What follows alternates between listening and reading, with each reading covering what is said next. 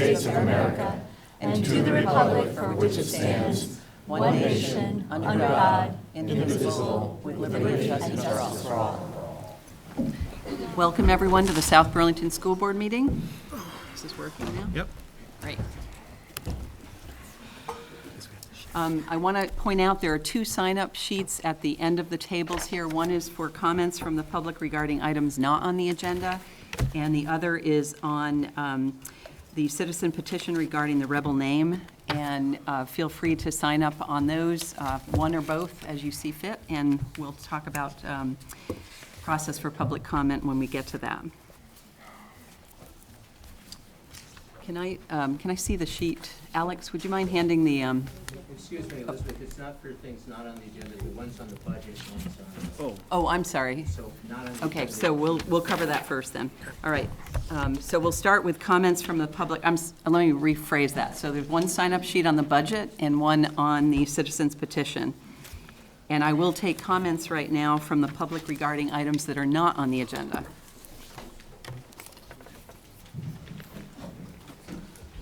Just scan the room. You got one. Yes. So, I had asked for about the diversity programming.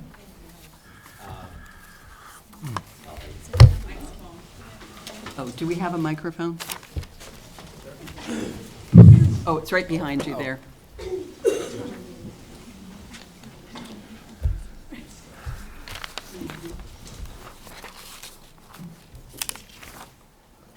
think I had asked at the last meeting about the diversity programming that the superintendent has talked about, and I really haven't gotten feedback yet on what that entails. I'm wondering if the superintendent could give us an overview of that, and whether it's in response to any particular, to any racial incidents or any other kinds of incidents that have occurred over the last year, 2 years, 3 years.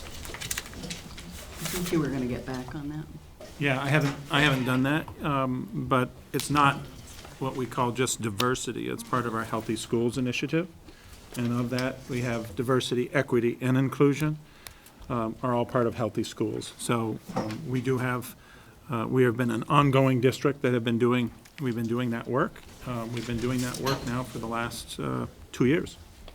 Is that published somewhere, David, or is there something I can directly you want to respond to? I can certainly point, folks to that when I get back to you. I can certainly do that, either individually, back to the folks that want it, or get it back to you, the board. All right, thank you. The plan on that would be to publish it somewhere, or?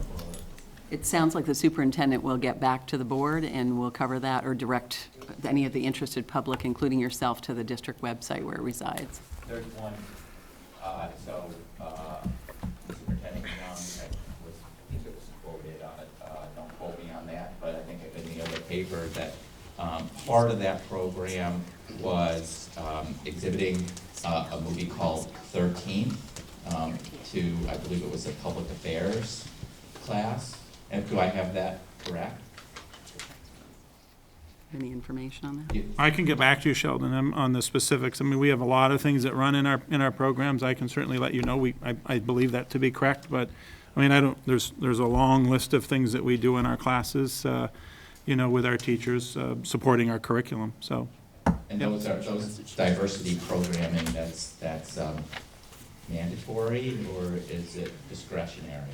Yeah, so I'm confused, and I'm happy to talk to you more about diversity programming. Again, Healthy Schools, we have our curriculum for each of our courses within which we teach, and our teachers, with their administration, use discretion around the information in which they share with those students. So I'm certainly happy to talk to you offline a little bit around, more specifics on that. Okay. Okay. Do you know, have you? Thanks. All right, thank you very seen much. that? Have you Any seen that other- film? Any other questions from the public on items not on the agenda? Yes, sir. So I just wanted a clarification. In the last meeting I attended, and I missed the last one, so if it came up, I apologize. but you had responded to a question from the crowd at the last meeting I was at regarding the emails that Alex McHenry sent out to the central school parent list. And this, the statute you cited as part of that was pertaining to board communications with the public. And I just wanted a clarification if you were saying that Alex's email was him speaking on behalf of the board, and if he was authorized to do that, if there was a board vote on that, or if it was not actually a board communication. I think we clarified that. It should be in the meeting minutes. I think it was 2 or 3 meetings ago, but we clarified which board policies governed any board communication, and those have been shared again with all the board members in terms of training. Correct, and that's the meeting I'm referring to, but my question was, the statute you cited was pertaining to board communications, and this seemed to me to be more of a rogue communication. So I wanted a clarification if that was the board's position and he was presenting it to the public, or if he was just going rogue on that. Oh, it was not an authorized board communication. Okay, thank you. All right, any other questions? All right, we'll move on to any amendments to the agenda. No, I don't think we have any. All right, seeing none, we'll move on to the student representative report and announcements. All right. Is that on? Does this Should work? be. Hello? Testing? Yeah, it sounds like it works. All right. Okay. Nice. For sure. So the students were welcomed back to school this week after an extended vacation over April. During this April vacation, SBHS DECA students were competing at nationals in California and were very successful there. As well as kneecaps for juniors took place today, this morning, and it was a late start day for other students. And Isaiah, you can give more information on that. Okay. So today was Freshman Community Service Day. We had another Freshman Community Service Day in the fall, and then we added one for the spring. So every freshman peer leadership group went to a different location and helped out in the community. And it's a really great event. And then also, did you mention AP exams? So AP exams are going on this week, and also they're continuing into the next 2 weeks. And we had a little change in schedule, and 3 AP exams offered here are changed, and now they're pushed back 2 weeks. So that's what's going on. All right, thank you. Any other announcements from the board? I have a few that I just placed by the board in addition to what both Alex and Isaiah shared. Again, a little bit of a recap on the last week events that took place, and thanking, obviously, our students, most importantly, our staff, our administrators, our office people, police department, and people that also supported us from the FBI and Senator Patrick Leahy Center for Digital Investigations at Champlain College, State Police, et cetera, and the U.S. Attorney's Office, as well as Rob Evans with the Vermont School Safety Liaison. Again, we're back at it. I want to say that, things are pretty emotional still. It's been really important for our staff, our administrators to each other, student to student, everyone working collaboratively together to support each other. On Thursday, our buildings were pretty significantly affected, and for our teachers who were in situations with our students that were, in quiet spaces for a long period of time, not knowing all of the details, that definitely sparked a lot of emotions. And so I'm proud of, our staff. I'm proud of our students. Again, it was an event that's going to take a little bit of healing for us. We put some additional resources on just to helping folks have some access to support, and we're going to continue to do that throughout the coming weeks. On more of a positive note, we have some things going on at Chamberlain this week, our walk and bike event. I think WCX has done a little clip on that. And Isaiah already talked about the Community Service Day. Orchard School also has a walking club that's going strong for grades 2 through 5. Again, I think celebrating the good weather and opportunity to have some exercise as well enhanced. Rick Marcotte will hold the dance assembly this Friday on the 5th. Allstate Music Festival is ongoing May 11th. Will be going on May 11th through the 13th in Brattleboro. We have 27 students representing South Burlington High School this year. In our 8th grade, we have a vocal music students that have been selected to represent FHDMS at the statewide tour with 130 other students, and we're really excited about that. Tuttle Fest, May 19th, and May 24th. I want to make an announcement here that 6:30, May 24th, City Hall is the next steering committee meeting, and for folks who don't know, that's a combination of the school board and the city council coming together, and wanted to just make that known as well. Great, thank you. All right, seeing no other announcements, we will move on to agenda item 6, the city-school collaboration.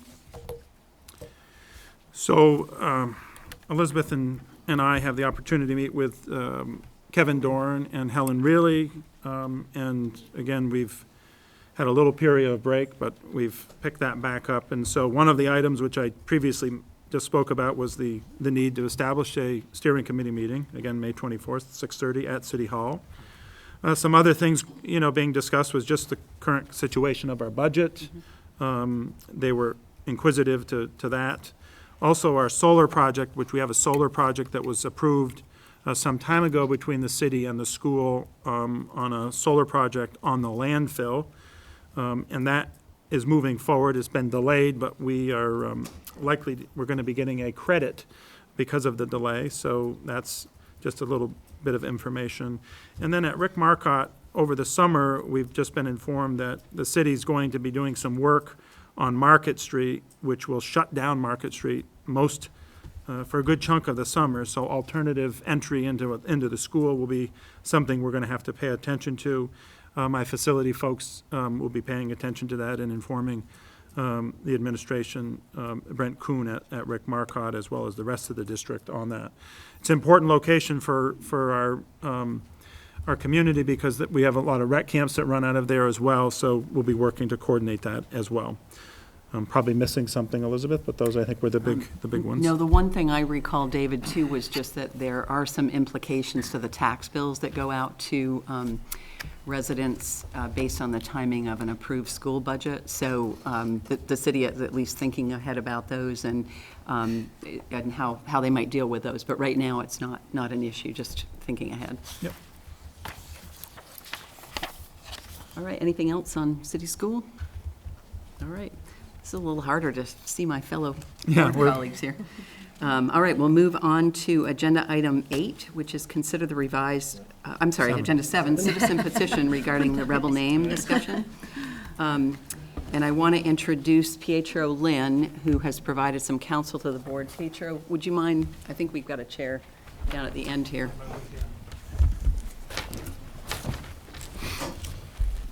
Thank you.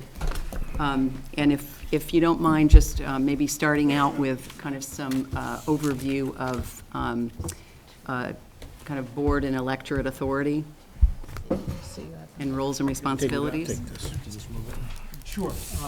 We got a One more. mic. Yeah, we'll get you all situated. Before I can start.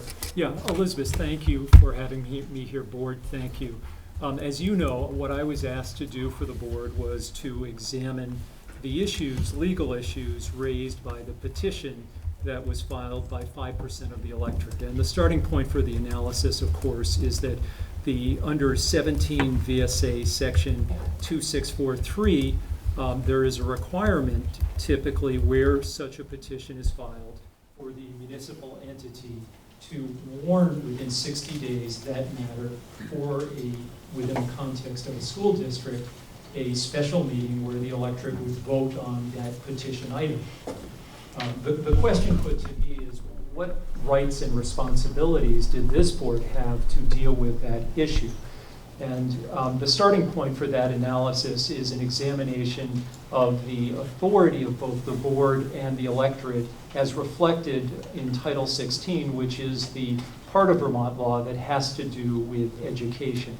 And there are specific statutes that enumerate what the powers are for both sets of parties.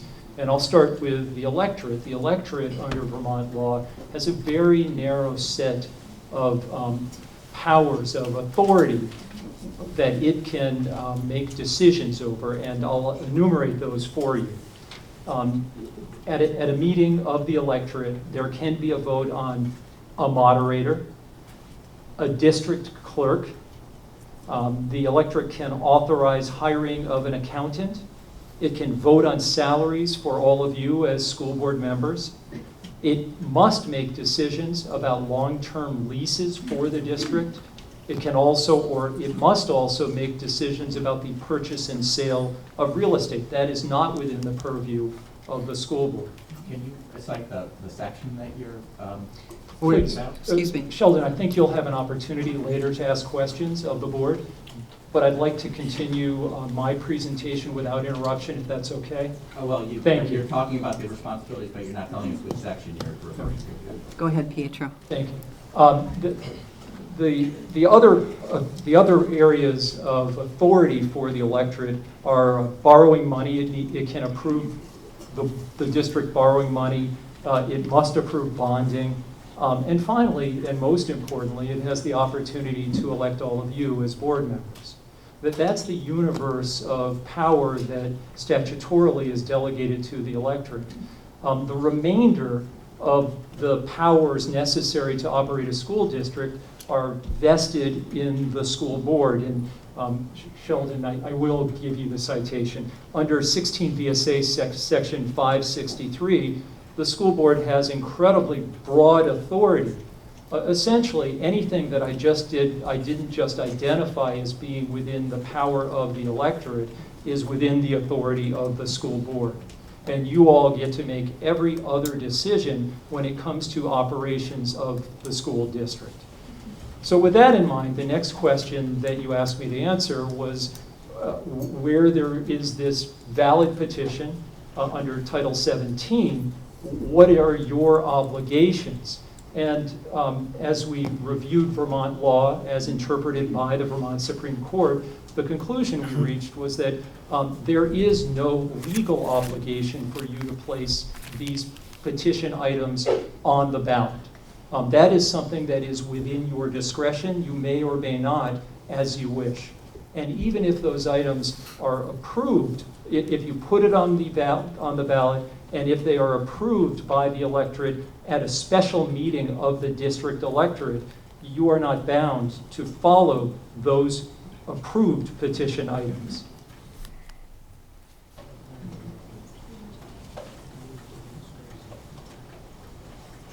Do we have questions from the board for Pietro?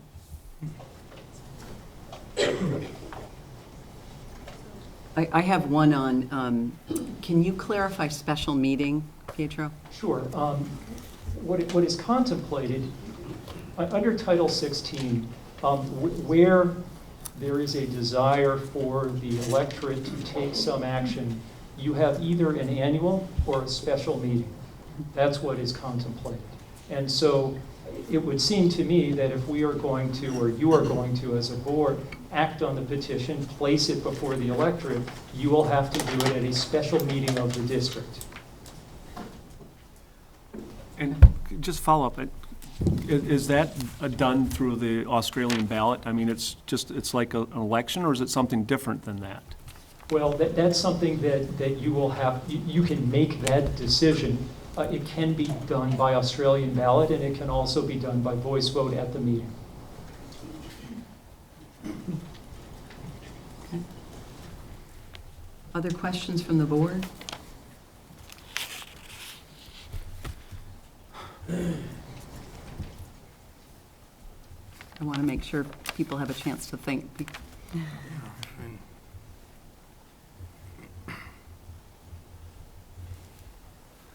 So is there discretion to have well, I guess if we're not bound by what the petitions are, essentially if it's on the ballot, it's advisory at best. Is that? Well, Or- the statute is very clear that no matter whether you decide to place this on the ballot, no matter if there is a vote on the petition items, ultimately, only the board has the authority to make decisions about the kinds of issues raised by those two ballot items. So if, for example, the board were interested in following the approved petition items, it would have to independently, at a board meeting, make those decisions. Anything else? I mean, I think you were very clear, Pietro, but I just want to speak it back to you to make sure I thoroughly understood. So I'll just, I guess, cite the title, but basically, we, the school board, are not bound to warn the ballot initiatives, but if we did, then we're not bound by the results of the vote. That is our view. Anything else from the board? All right. David, do you have anything? I know, Pietro, you've got another commitment, so I think before the board gets into our discussion, I'll excuse you unless there's any other board comments. Great, thank you for your time. Appreciate it. Thank you. Can we have public questions? We haven't had our discussion yet. Well, he's leaving, Yeah, there's, so. he's not available But for, he's not here. he's not available to answer questions Have him answer questions. because he's not available to answer questions. He's the board's attorney. Right. And we're paying Okay, salary. we're going to go ahead and get into the discussion of the agenda item, the citizen petition regarding the rebel name. So let me open it up to the board for comments and discussion.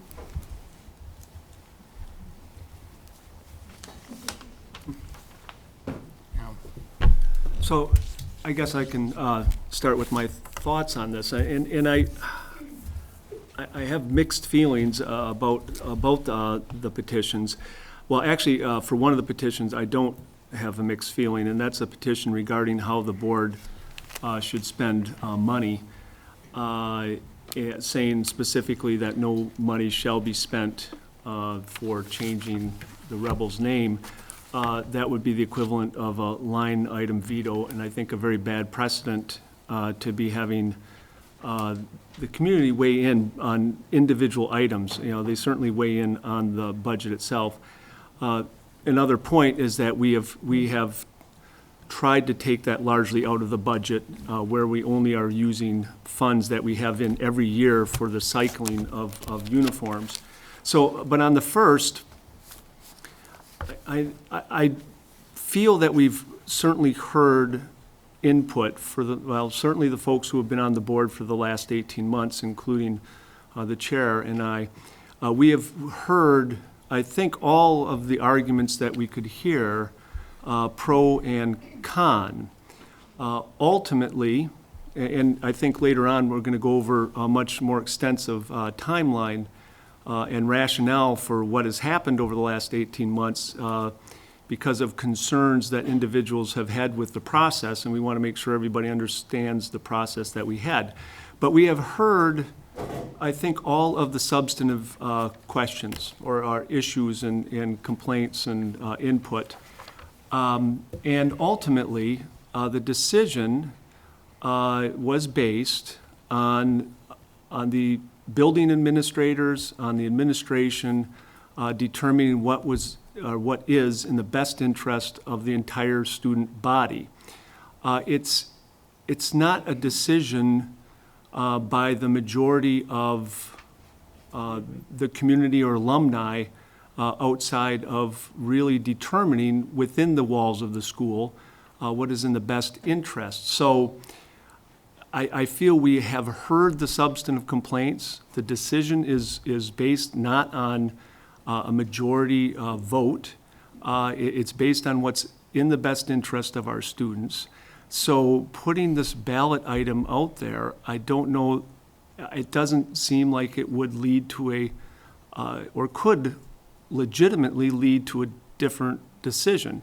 I mean, having said that, I still, on the other hand, understand that people want to continue to be heard, although we are certainly trying to provide all the opportunities for people to be heard at these meetings. So I'm ultimately undecided of where to go on the first petition. I don't want the community to believe that by voting on that petition, that is going to bind the board to take a particular action. And I want the community to understand that the basis of the decision is within the walls of our school and really with the discretion and expertise of our hired administrators to make the decision of what's best for our student body. So, Thanks, Martin. Other board comments? Steve? I think I'd like to echo Martin's concern about establishing a precedent for a line item veto specifically, and maybe the notion that we can just go to a referendum process generally. Having lived in California for 3 or 4 years and having ballots that had dozens and dozens of citizen initiatives, often at cross purposes with one another, there are certainly more efficient ways to run a process. At the same time, I'm very reticent, and I think ballot initiatives are a very rare occurrence here in South Burlington. And on this particular issue, you know, for over 700 of our citizens to muster the enthusiasm to actually put a petition before us, I just see myself as very reticent to exercise. You know, council has advised us that we're probably within the law to ignore the referendum. But I think I would be, I would make that decision very, with a great deal of difficulty. I could feel much more comfortable with the advice that we are nonetheless empowered as the school board to abide by a decision, notwithstanding the result of the referendum. So let me see if I can make that a more economical statement. I'm very hesitant to deny at least one of the 2 petition items. I'm perfectly comfortable that it's, regardless of the results, it's the school board's prerogative as to what it ultimately chooses to do. All right, other comments? Sure. For me, this decision was clearly an administrative one, as Martin said. It boiled down to some key questions. I'm not going to list all of them, but for me, it was, is the identifier working to unite our schools and make them places that are conducive to learning and growth for our students? Would removing the identifier and replacing it with another make our schools better places for our students? And is the identifier meeting the needs of our current students, and will it meet the needs of our future students as best as we can tell? And I think the administration considered those questions very carefully, as did the board before I came on the board and the board since I've been on the board. And they gave us a very solid recommendation that the identifier needed to be changed.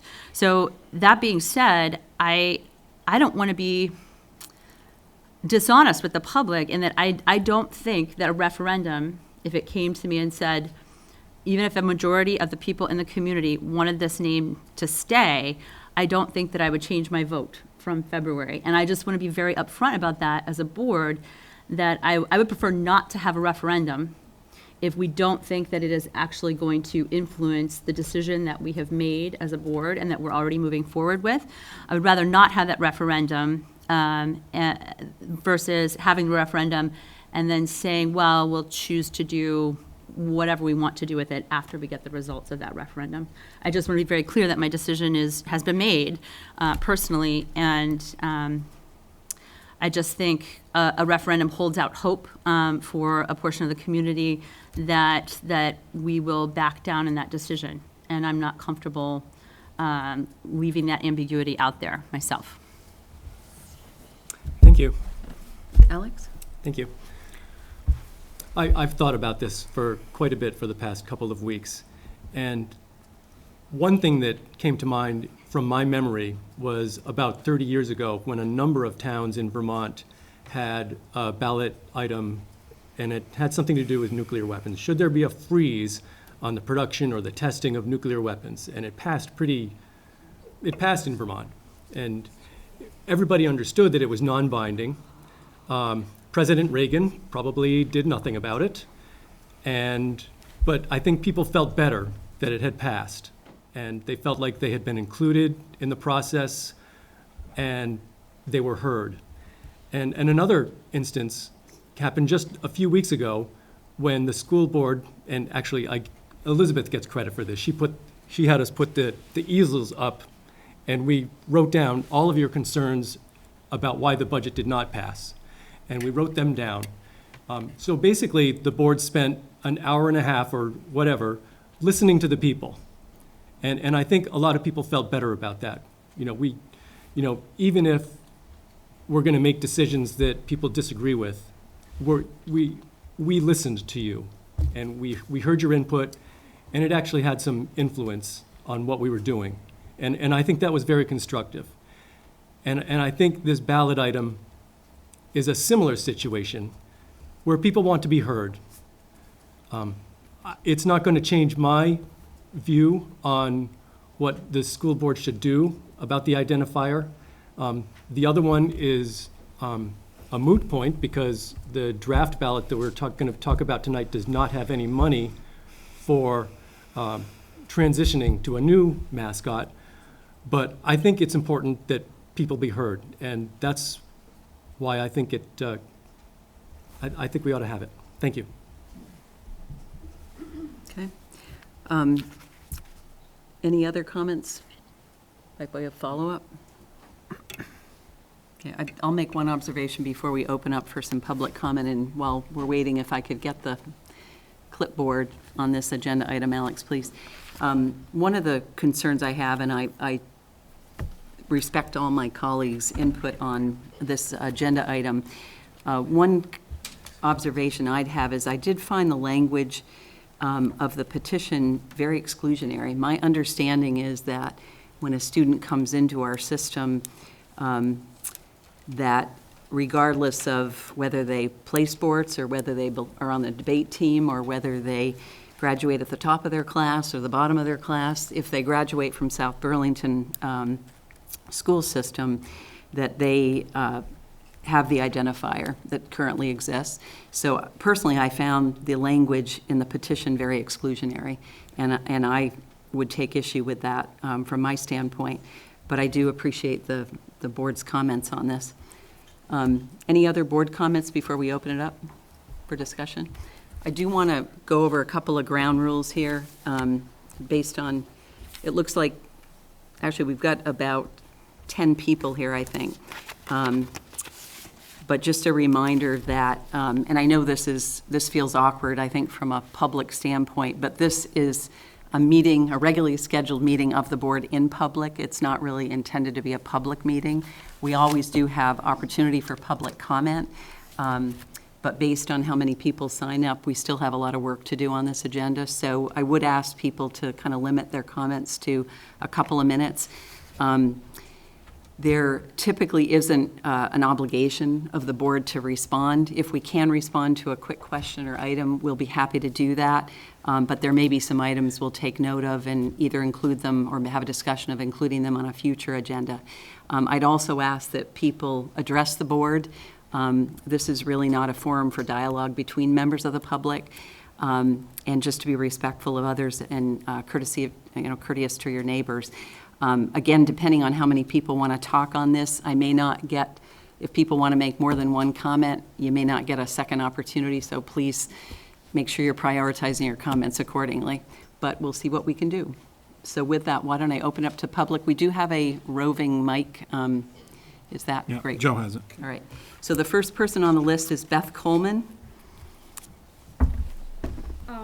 Can we? Beth Coleman. Yeah, we'll get the. Yep. I've lived in South Burlington for 21 years. I've taught art. Hang on, in this Beth. building One for- second, Beth. oh, Yeah, sorry. And I'll be very short. Hi, my name is Beth Coleman. I live in South Burlington. I've taught in this middle school for 24 years, and my children have gone through this school and are now in college. I would just like to say, please retire the rebel name. It's time to be inclusive to all students, and we have an opportunity with creating a new mascot. My 2 cents for my children, so thank you. Thank you, Beth. Sorry, I'm going to mix this name up. Is it Alita Dinklage? It is. Yeah, sorry. Hi, I've lived in South Burlington for 48 years, and our 4 children have benefited mightily from South Burlington educations. And I simply want to commend the students for the work that they have done in propelling the retirement of the rebel name. I admire your understanding of history and your understanding of the evolution of norms of society. I admire your sensitivity in understanding other people's hurts and wants and needs, and I heartily applaud your perseverance. You're exactly the kind of students that should make us very, very proud of the excellent education we have here. And I really just sincerely want to thank you for propelling this necessary change, a change that we adults somehow simply could not manage. So thank you.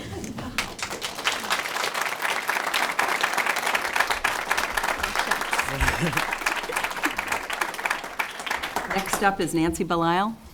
Mark, right here in the front. Nancy Belisle. I, along with my family, have lived in South Burlington since 1978. Before that, I went through the Burlington school system. I've been involved with youth in South Burlington for over 33 years. And I find this whole thing to be completely unbelievable that you should go to your students, ask them their opinions. They tell you that they want to keep the rebel name, and then turn around and in closed door meeting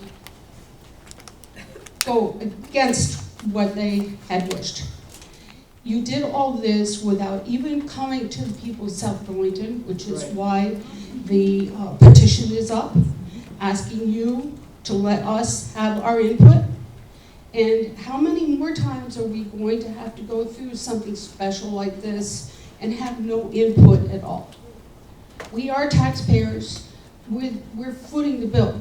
Not all the teachers in South Burlington pay taxes in South Burlington because they don't live in South Burlington. We're going to be footing the bill for the school budget, and we get to foot all the bills for when the grand list comes up short after losing all of those houses that were affordable out by the airport. That will be part of it. So you're asking people who are now still in a bad economy and dealing with, maybe losing jobs or certainly not getting any pay raises, many of whom do not even have insurance in spite of Obamacare. You're asking them to fork over more money. And I think we need to have a moment to talk, because something is not going right here. That is sheer frustration. Okay, thank you, Nancy.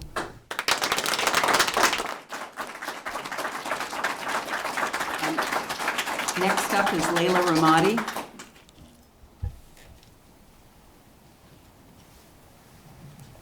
Hello, everyone. My name is Layla. I'm 14 years old, and I'm a student here at Devon. I am going into the high school next year, and I just wanted to express how I feel about the rebel name. It's, at first, when I heard about how people were reacting to it, I thought it was dumb. It didn't seem like a big deal. It's just a name. But then some of my friends showed me pictures of the school yearbook, and it had a Confederate flag. And for most of you, it doesn't really bother you to see that anywhere because it wasn't really people like you who are being affected. For me, it's a symbol of slavery, and it's a symbol of many things I do not want to see at my school, and it does not make me feel welcomed. I just want you all to know that we don't feel good, and you say that the whole student body is pro the name. We aren't. We're uncomfortable, and we're scared to talk up here because there are adults that want to threaten my life and stalk me. And that's scary, and I'm scared to be up here in front of so many people because I know that most of you aren't like that, but I know a couple of people are. I just want you to know that it's scary, and seeing that name is just a reminder of what it used to be like, and I don't want to have to see that when I go into high school. Thank you.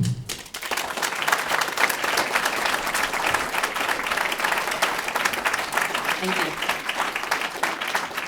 Mr. Gross, you are up next. Here. Thank you for all your service. I've been a resident for 13 years, and I have become involved just very actively in this past year for a variety of reasons. But I think it's important, while you can respect some sensitivities, there's also a perspective on the term rebel. In all the dictionaries that I looked at, the term rebel or rebel is defined as people that disobey, resist authority, control, or government. That's very neutral. It's non-specific. There was no references made to anything else, whether it's Webster's Enlarged Dictionary or the Collegiate Dictionary. Second, I think it's important to take a broader perspective on the term rebel in terms of the legacy of the school and what that means in terms of the heritage and in terms of the memories of the school. More importantly, I checked with the Lexington, Mass. Historical Society today. From years gone by, that was the first battle in the Revolutionary War. There was 80 militia headed of the Lexington community that assembled and to fight the British that were headed by a Major Petrain. There were eyewitnesses that heard the term, "Drop your weapons and disperse, ye rebels." That was being said to the founders of our country that bought the opportunity and freedoms that we enjoy today with their blood. After the initial volley, 25% lie dead or wounded. And "Disperse, ye rebels" was the first cry and that began the Revolutionary War. So I want to add that perspective to the term rebel. There are some positives that should not be ignored, and that is part of our culture as well. And I consider that positive and reflective of courage and determination. Thank you. Next up is Sheldon Katz. Yes. Mr. Levon mentioned the expertise of the administration, which I gather is mostly Superintendent Young. I'm not sure. I have never heard of any of his qualifications regarding whether regarding the school name or whether it was necessary for the name to change. I would suggest that he doesn't have any expertise in that. I'm not sure that anybody has any expertise in that. That's why it is important that this issue go to a referendum, because this is the ideal issue on which the people should decide. I did a little bit of research too. Here we sit in Vermont, a state which had hundreds or even thousands of the earliest people in the abolition movement, pre-Civil War, hundreds if not thousands of people involved in the Underground Railroad. We sent 30,000 young boys, and I'm pretty sure that they were all young boys at that time, to fight in the Civil War to end slavery. More than 5,000 of them gave their lives. As far as I know, and I've asked Mr. Young about that, and he has not gotten back to me with any meaningful information or any information at all. There have been no incidents in this school district of racial epithets or racial incidents at all over the last several years. The incidents that were referred to earlier happened before any of the students in the school currently were even born. They were ended by the administration. They haven't arisen since. That is ancient history. I'm not sure if the board really realizes what it's doing here. What it's done is that it's empowered people who perceive to be victims. And this can go on and on and on. Now, what we need to be telling our children is that your self-esteem and your power doesn't come from being a victim. It comes from taking your God-given skills and your talents and doing with them the best that you can. And you are sending the wrong message to our young people that there's power in victimhood. So I think we need to have a referendum on this, and I think it should, the board members tonight should agree that they will be bound by it. Anyway, I hope that you make the right decision here. Thank you. Next up is Vincent Frigo. Vincent Frigo, I hope I'm pronouncing that right.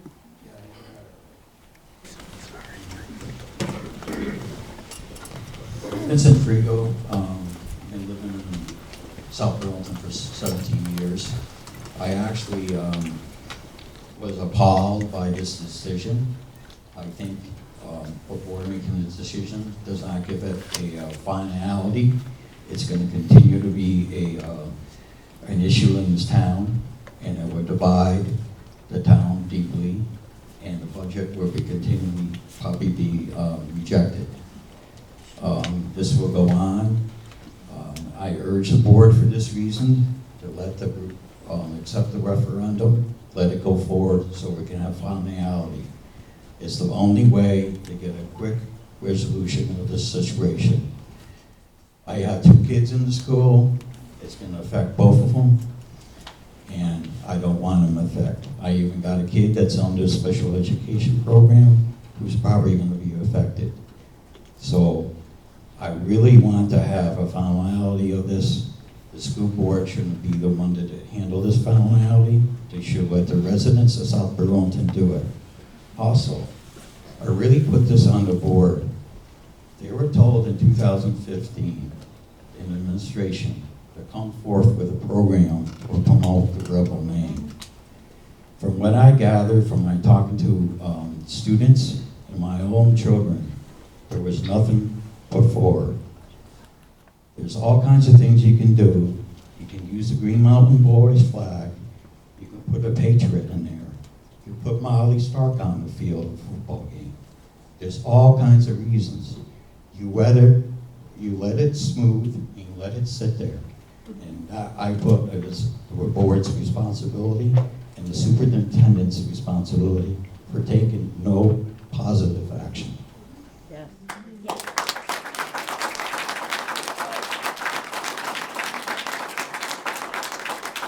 Jerry Silverstein? Jerry? Thank you. First thing, I think the rebel should be separated from the school budget. The school budget is difficult enough to deal with, and I spent hours trying to go over the numbers. I would encourage people to keep the rebel identifier separate from her decision on the school budget. The second point I want to make, with regard to the rebel identifier, my biggest criticism is the process is flawed. And what I mean by that is the survey itself, the data generated and the conclusions drawn were flawed. And if you want a detailed analysis, people know Vermont Digger Online, AT Digger, on May 1st, I put a commentary on there where I analyzed the data generated from that survey. And the conclusions that you drew are just not valid. And the reason that's important is because the board seems to be of the mindset that the majority of students are going to benefit by this. I don't think the data generated from that survey support that perspective or that conclusion. I don't care if you change the name, I really don't. It's a name to me.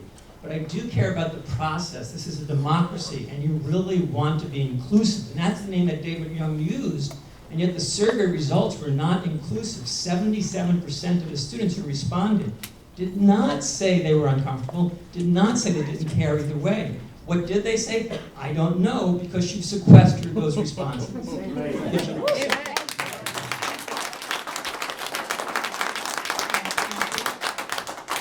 A lot of flack, so I don't want to seem like I'm really going after him with fangs dripping with saliva. But I'm just saying there's a right way to do things, and there's a way to do things which is going to cause stress in the community, and I think that's what's happened.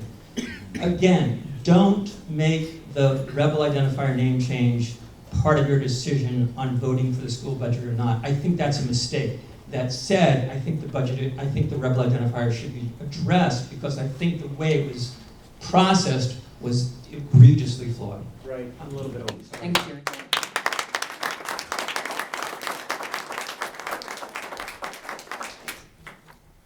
Okay, that is the end of the official sign-up list on that item. 1 second, I'm going to check our agenda here. Oh, I've lost the clock here. Okay. 10 of 8, 7 of 8. So we're okay to take a couple more questions on this? Okay. Yeah, we can take a couple more questions if you didn't sign up. Yes, sir, back here. Thanks. I just didn't see the posting, or was it posted on the outside? It was announced at the beginning, yeah. I just, to follow up the questions about process, and specifically to the petitions. So we've seen, this is the fruit of bad process. Right here. All this been going on.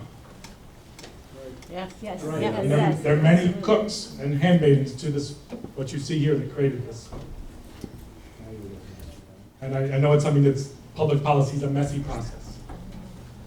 But the school consolidation, there was great outcry, and the board took time to slow everything down and hear from the people and get it right. And in the end, it sort of came up something workable. Okay, we'll fix up the schools that we need to school, and we don't need to go big budget here, and, you know, something kind of worked out. So with this, with the petitions, you have all the power already. You can ignore everything. You're elected. And this being Vermont, there's very little power for the people to remove anybody. Select board members, you can only remove them if they're deemed insane. There's no recall process even for that. So Vermont, you know, does not actually give the people a lot of power. So here we have these petitions. You can ignore any of them. The results could come 99-1. You can ignore them anyway. So what are you afraid of to put them on the ballot? What does it hurt? And if I was in your shoes, I'd want more process. I'd want more input. You did it with school consolidation. So what's the fear now? As far as the line item comment, if there's something that people feel very strongly about, let's say we were in dire times and we were going to get rid of all foreign language, and there was a large contingent that said, no, this is critical. And they put something, a ballot measure, saying, no, this is important. Or there were classes on social studies or political topics or current affairs, and a certain contingency felt that was important and got 700 signatures. Wouldn't their voice deserve to be heard? Because it's the only way we show up at these meetings, they're crammed, your agenda's crammed, the budget items, documents are put out a few days, you're trying to whip through it. So good God, this is a chance to hear from the people. Take it. I could care less one way about the rebel name. I didn't grow up here, I've only lived here 10 years. I'd love for you to backtrack, but you can't use what you can. You get input from the people, use it. Thank you.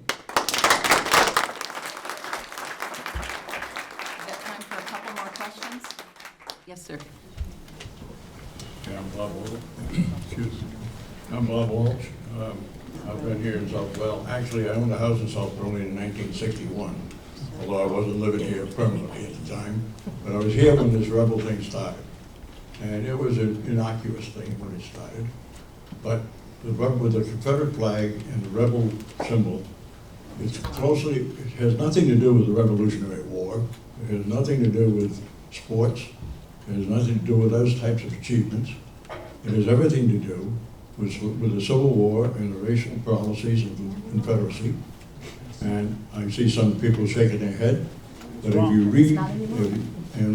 read and study the racial history of our country, you'll see that this rebel name is embedded in those racial policies. And it makes people of color very uncomfortable. When we are still a predominantly white community, and we all have the advantage of white privilege. Okay? I have people saying I've never experienced racism, but I haven't either. But I'm white and male.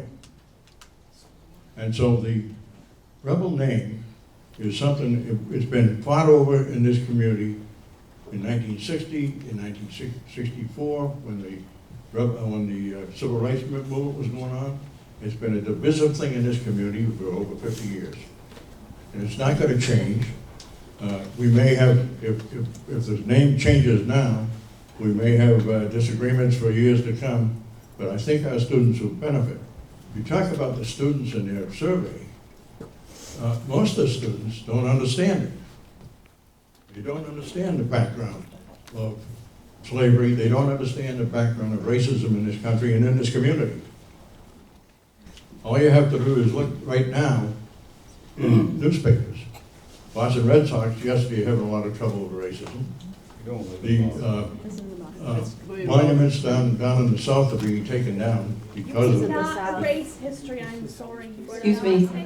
One person speaking. Bob, could you wrap up shortly? Okay, Thank I'll you. wrap up. All I say is I commend the school board for what they did. They did take the community's input for over a year and a half.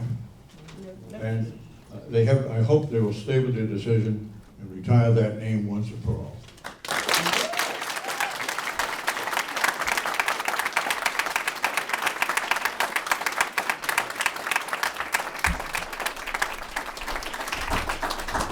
Yes, back here.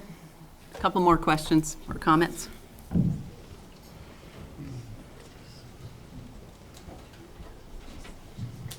So some people are talking about the process being murky, or not, there hasn't been a good process or whatever, but this has been ongoing a long time. I was raised a rebel. My kids were raised as rebels, and they are in high school now, and I am now ashamed to call them rebels. My daughter's wearing a uniform, and I cringe, and I want to raise money just among the parents to just get those t-shirts changed. Here's the thing, is I'm white. That is obvious, right? What's not obvious is that I've never experienced the racism that people of color have. And for us to continue to deny the truth about the history, we cannot recreate history for our own comfort, for our own convenience. This is what it is. We are South Burlington. You cannot deny that. It is not, as Mr. Walsh has tried to educate us all about, and some people want to revise history. You can't do that. It's insulting. So here's the thing, is that no one has ever tried to deny that our lives matter, but I have seen online a lot of denying of other people's lives mattering. When people are afraid of Black Lives Matter, for example, and have separate protests or vigils because they're afraid, that is disgusting in our own community. That is something we need to respond to and unify rather than separate. Thank you.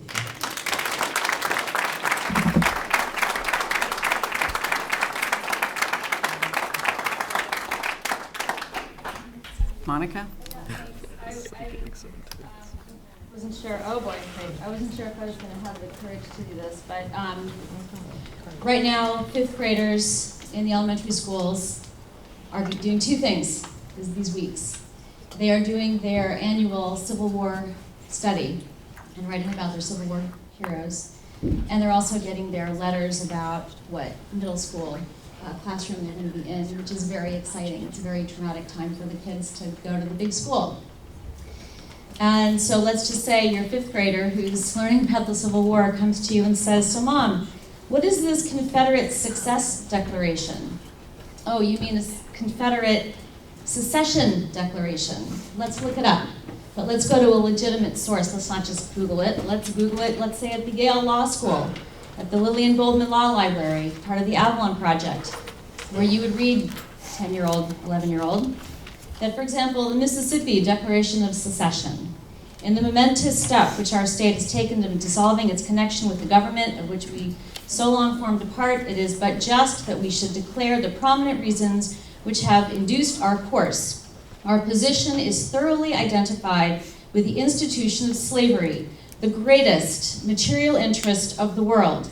Its labor supplies the product which constitutes by far the largest and most important portions of commerce of the earth. These products are peculiar to the climate, verging on the tropical regions, and by imperious law of nature, none but the black race can bear exposure to the tropical sun. These products have become necessities of the world, and a blow at slavery is a blow at commerce and civilization. Now, I'm not black, but that's hard to discuss with my daughter, and I understand that the administration has the knowledge of what these kids are learning and what they're hearing and what they're reading in the public, so I'm grateful for your change, and that was a difficult thing to read.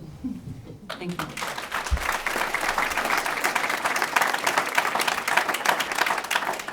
One last comment in the back of the room here.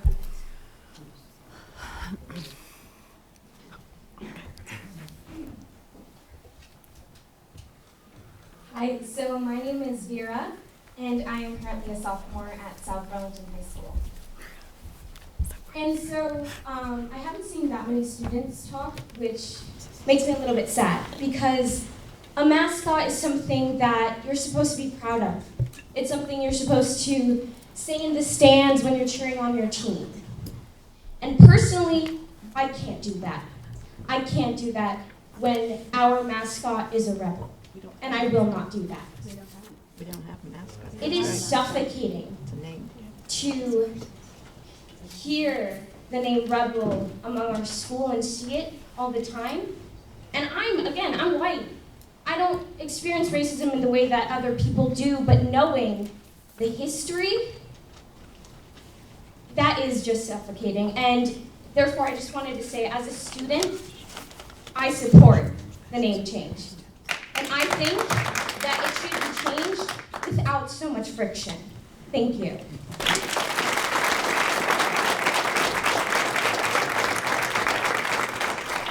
All right, I'm going to turn back to the board. This item was on the agenda for discussion. What is the board's pleasure in terms of any further discussion?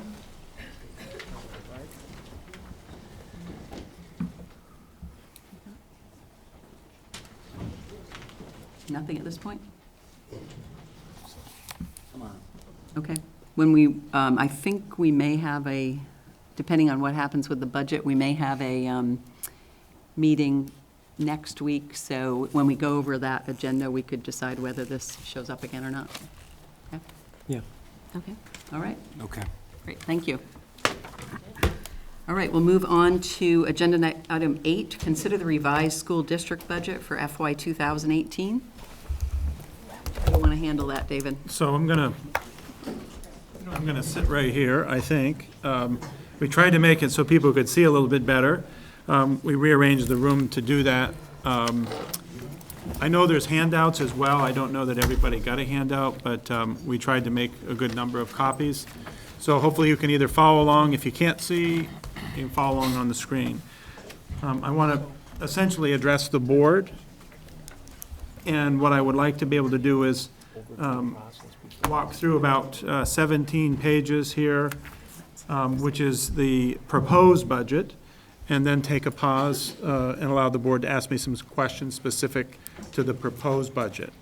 I also have a continuing services budget and a level funded budget also within the presentation, which we could quickly go through if it's your desire. So let me begin. Some of these are a little bit, it's a PDF, so it's not in a PowerPoint presentation. Again, we have an index here which walks you through some of those pieces. And John, you may have to scroll down for me as we get to the details. I don't know, can you do that? Sure. So the proposed budget, in just some very quick bullet points, has a tax decrease of 1.20%. Continues to maintain appropriate elementary class sizes, K3, 4, 5, preserves most programs at the middle and high school, no incremental spending resulting to the nickname change, and anticipated cost savings for healthcare. In here, again, hard to see, even with the big screen. A few things I want to point to. This is the same initiative sheet that we've used since the beginning. A few things I want to highlight for you. Again, all of this remains the same on the top board. However, down here under the mandates, one of the things that you'll notice in your packet that's now changed is this targeted math and literacy support has been zeroed out. Again, part of the issue is a result of the kind of our delay going forward in getting a budget approved. There's very little time for us to try to get things going in anticipation for the next school year. It remains important. However, we think at this point it does not make sense to do that. Continuing along, again, under the academic programs, again, we're maintaining those. Again, these are largely associated with class sizes, and Rick Marcotte teacher and Orchard teacher remain in, as well as some of those sections that you saw at the high school. In addition, if you come down to the master planning, this area right here, the high school and middle school facilities assessment need used to be at $75,000. I've reduced that to $40,000. I've taken out $35,000, which was specifically attributed to providing support for our high school, middle school staff and administration to tour and review what they might be looking at as most needed. This does remain the $40,000, which allows us to get a closer look on our electrical, mechanical, and structural capacities of the two buildings. And then lastly, you'll notice that the contingency teacher is back in. Again, part of what we have, and we'll see this in just a moment, you'll see where the class sizes continue to warrant the need for a contingent teacher. Again, most likely elementary, but not necessarily just the elementary. Elizabeth, I don't know if you want to pause, or board can interrupt me along the way, but I'm certainly happy to do whatever you wish. Why don't we go through the initiatives page that you have, and then maybe that's a good stopping point for comments from the board. Yeah. So again, I want to also, I know that some of these are hard to read. I'll try to just hit some of the high points. We felt that this, providing you, the board, with kind of the narrative portion of the initiatives and some of the high points were helpful. We also heard from public around some of the, information around like Act 166, et cetera, was helpful to explain. So again, here, just walking down real quickly, allows the district to continue to move forward serving our students. Again, this is with our current proposed budget, keeps elementary class size appropriate, again, at both Orchard and Rick Marcotte, and we've given some averages there. Allows the contingency teacher, which I just referenced, the pilot program, which will allow us to help support students that are manifesting either behavior or trauma-related issues, so that's in there. Provides clinical and mental health support at our high school. Again, we informed you we have individuals on the waiting list. I think it's important, though, on this particular, I want to pause, that doesn't mean that our students aren't being served. They're being served by our guidance people, but the opportunities still exist where they need additional support. And through our clinical and mental health support system is needed to help that. Again, appropriate section sizes at the high school for the required courses.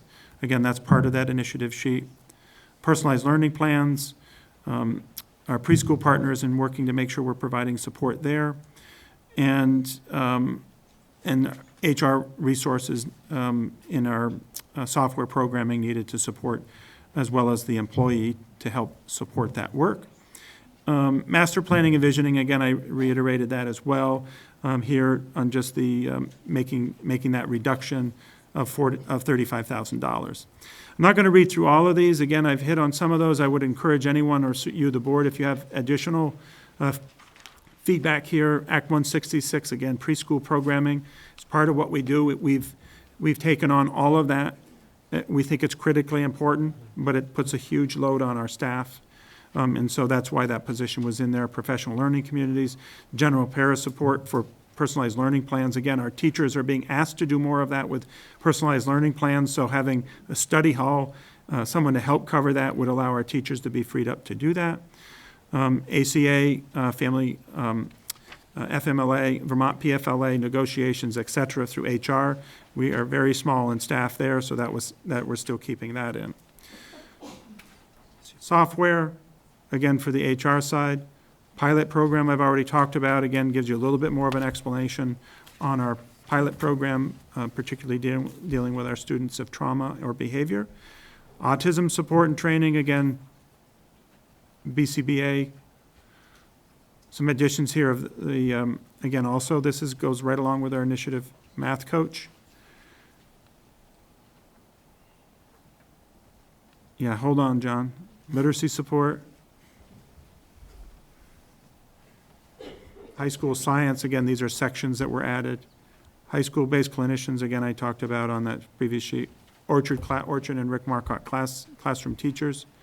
And then obviously if you add a teacher, you got to also be conscious of supplies and furniture. So that's that page. And then just finishing up, this is the facility needs assessment. Again, I've hit that already, but a little bit more of an explanation, again, in case people did not hear what I said. And then the contingency teacher, as I also alluded to on that initiative sheet. So maybe I'll pause a little bit, Elizabeth, here for you. If questions from the board? Yeah, a quick question. How many preschool community partners do we manage through that? I know we're close to, we support about 430 students. Our partners, I think we're somewhere in around the 35, 36 partners, okay. And we manage a lot of that. You know, we have to be a liaison. This is something that has grown out of the Act 166. This is the mandated, or that's correct. 10 hour, or is it 10 hours? 10 hours of preschool. Week of preschool. Correct. Is it age 3 or 4? It starts at 3. Yeah. In some cases, however, mostly 4. Okay. Other board questions? Can I make a quick comment first and then just two small questions?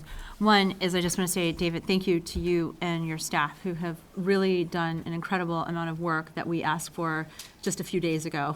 So to pull together the amount of information that is in here and the answers to all the questions that we had on Friday is pretty incredible work for just a few days.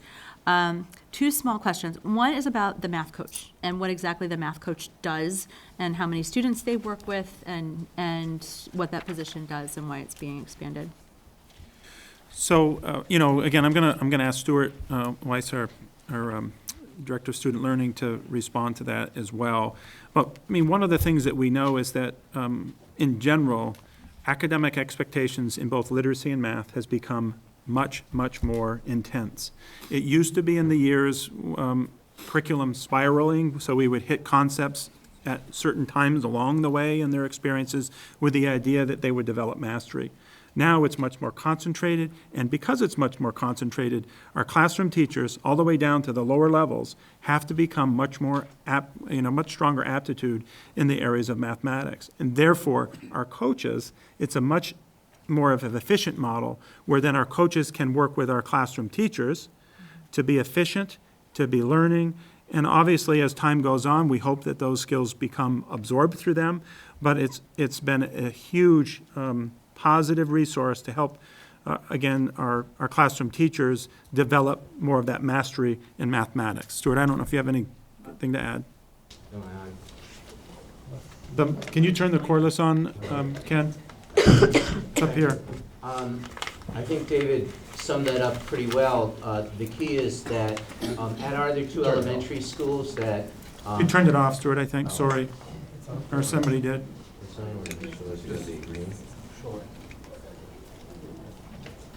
Thank you. Nice. Sorry about that.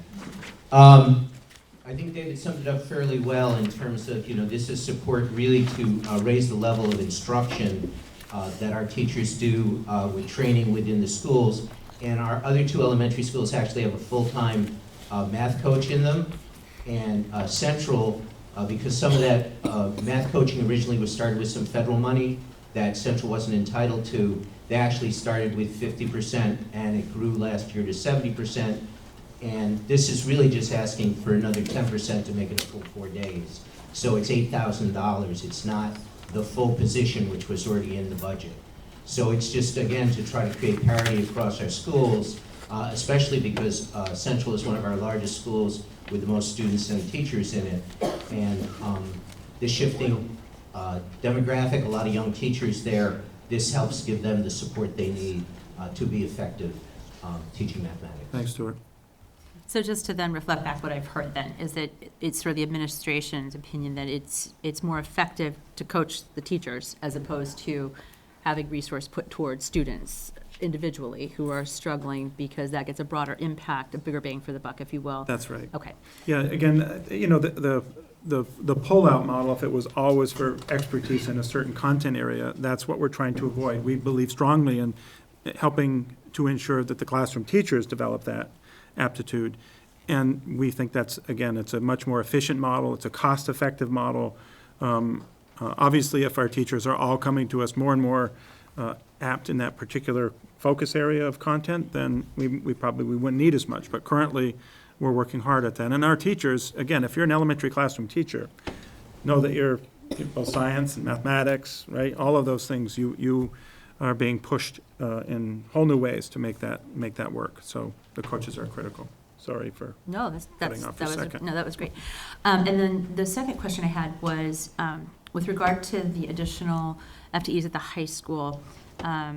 If you just look at the bottom line numbers, the numbers of students at the high school are not really increasing. So, an overall question would be, why can't we shift FTEs from one place to another if there's a particularly big cohort? My assumption or my understanding from the discussion we've had previously is that there are specific classes that this bigger cohort that's moving through the high school are required to take in a given year, while at the same time we're not really losing the potential to take down any other classes or partial classes in other years. We still need all those classes. But I just wanted a little bit more clarity on why the overall number of students in the high school is not increasing, but we are adding additional FTEs there. So it is true, it's both required is one, and it's also desire. Our students, we've had Carnegie credits for a long, long time. Our students in our high school actually take well beyond that. Why? I think they're excited about learning. That's not a bad thing. And most of them, even through their senior year, are taking courses that they're excited to take. The combination of the required and those that want to take those have kept those sections alive. At the same time, we've been mindful of staffing those sections or those courses accordingly, and also ensuring that students have the ability to take the courses in a progression, from certain levels to higher levels. And so it's the combination of those. That's all I have. Other board questions? All right, why don't we keep moving through the presentation then? Thank you, Elizabeth. So this is again, on our proposed budget, I want to highlight a few things here. This is the change. from what was in our, what's currently in our budget. This is the new proposed. The change is 2.295185, which represents a 4.89% increase. When you look at our revenue, again, the revenue is a little bit down because when we do make reductions, there are certain things that don't qualify then. We weren't able to capture the revenue as a result of providing those services. So the revenue is a slight down, still though very significant at 14.22%. Again, you come down here to your cost per equalized pupils is at 2.32, and then the tax rate reduction is 1.20 reduction. Again, captured here in this box for folks. A couple things that we've noted, again, for the board, this is 131,200 of new initiatives that were offset by revenue, so that's that difference that I just talked about. And the cost per equalized pupils of 15,401 and the 2.32 change are included, remember, on the ballot language. So on the ballot language, you have to have the total expenditure, you have to have the cost per equalized pupil, and you have to have the percentage. Those are the things that we're required to have, all Vermont communities are required to have.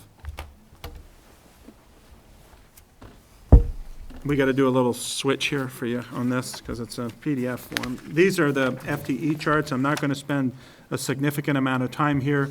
Again, provides a fair amount of information at elementary, pulls the elementary summary, and then I'm going to go to the second page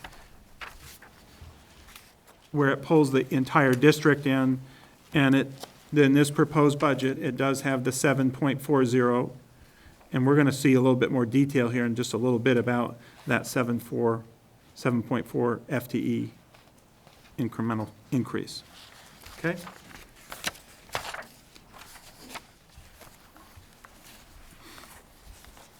This is the Rebel nickname dollars, and again, I'm happy to let you speak to that, Elizabeth, if you want. But again, prior to February 1st, this is what was in the budget. The 48,515, kind of our ongoing run rate. The 25,1, this is not what was always in the budget on uniforms, but it was dedicated by a bond that we've had ongoing that did the high school elevator project starting 3 years ago, and the replacement of windows, which is going to happen this summer, again, in part as well as bathroom upgrades. So part of that money is for the gym floor. After February 1st, once the decision was made about the name, then we added that in, again, transparently. And then moving forward, currently in this budget, it's zero. That zero still, though, means that there's the 48 and the 25 included, thus current incremental spending.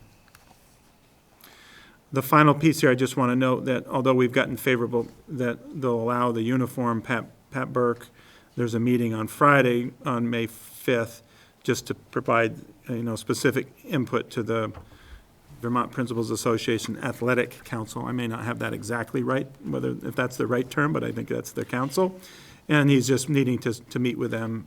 He's actually has another meeting down there, and he was going to stop across the hall. He's got a planned meeting with them. So that's going to happen on Friday. Questions? Alex? Yeah, David, just quickly, did you have some news to report on meeting with the VPA, or is that something that's taking place May 5th in which you have no idea what the outcome will be? No, they've been favorable. Again, these are conversations with VPA leadership, and so that's been favorable. But there is a committee. It's like any committee.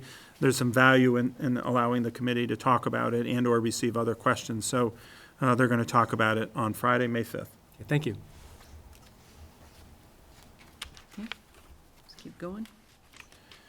This next one, again, is just kind of in the background here, but this is a little bit of some information on our current outplaced social work and other special ed costs, kind of over that 5-year history. So when we've talked about kind of increasing, concerns, wanting to do and meet the needs of our students in our classrooms, we're also sensitive to students as we have to make decisions on outplacing. And so this just gives you some history of the students that are tuitioned for outplaced in need of social work and or other supports, and you can see obviously from 2013 to 2016, and we're currently, as of March 15th, this is where we currently are in those particular areas, and the data below supports, that graph.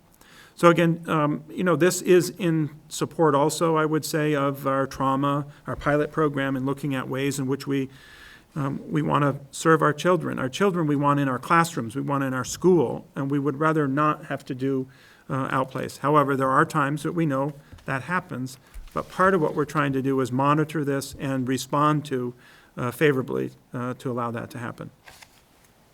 David, can I ask you a question?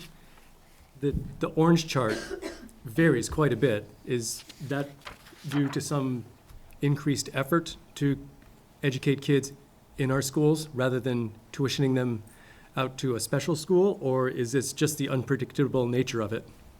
Well, the orange that you refer to, Alex, is this line. Yes. And that is the outplace, Right. tuition for outplaced. So, again, these are not the numbers of students. I know, These are the yeah. dollars, but certainly we're seeing a significant uptick in that particular area. So I'm not sure exactly your question. Can I just, maybe ask that. it could be that FY '17 is only through March. That's correct, only through March, as I So, said. so if you Ah. annualize that number, Yeah. my estimate, if you just annualize that roughly, it's probably going to be reasonably close to what FY '16 was. Sounds like it. As opposed Right. to down significantly. It's just a little bit confusing because it's not an Yeah, annualized and number. that's why we did put that there, again, for clarity. It says through March 15th, 17. That's kind of where we just stopped there. And again, you have, the board certainly sees bills that come to you, pretty much regularly, that speak to that. This next page is just anticipated revenue. I wanted to try to shrink it up a little bit for you, but again, I think it's important that you note some of the things that are within the general fund and what's in there. Again, this is about revenue, and so giving some detail, I didn't just want to call it local revenue. We felt it was important to give you some of that. So interest on income, rental income, our E-rate, et cetera, you can read through that, but again, that's pretty significant. You get into our other local funds, state funds that come in down here, and then special education, obviously, funding. And then if you go all the way down, this is again reflective of, matches up with with the front sheet or the budget development sheet that you saw earlier. But again, providing you the information about what's happening with our revenue.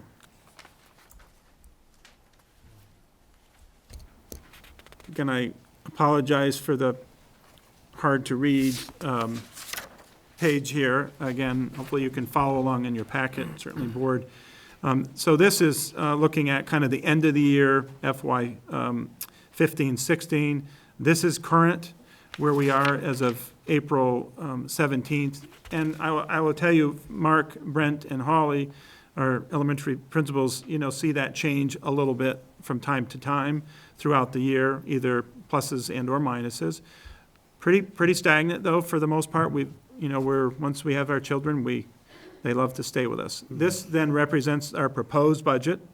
So I've done it this way. I've done proposed, the continuing services budget, and then the level fund budget. I've highlighted some of the yellow that puts us into areas that are cautionary or trouble spots based on our policy. So just to give you some visual there. But just so you know, as you go down through here, you'll see where at Rick Marcotte, we're at 19 teachers, and we go to 20 teachers in the proposed. And then you can see also at Orchard, you can see the same.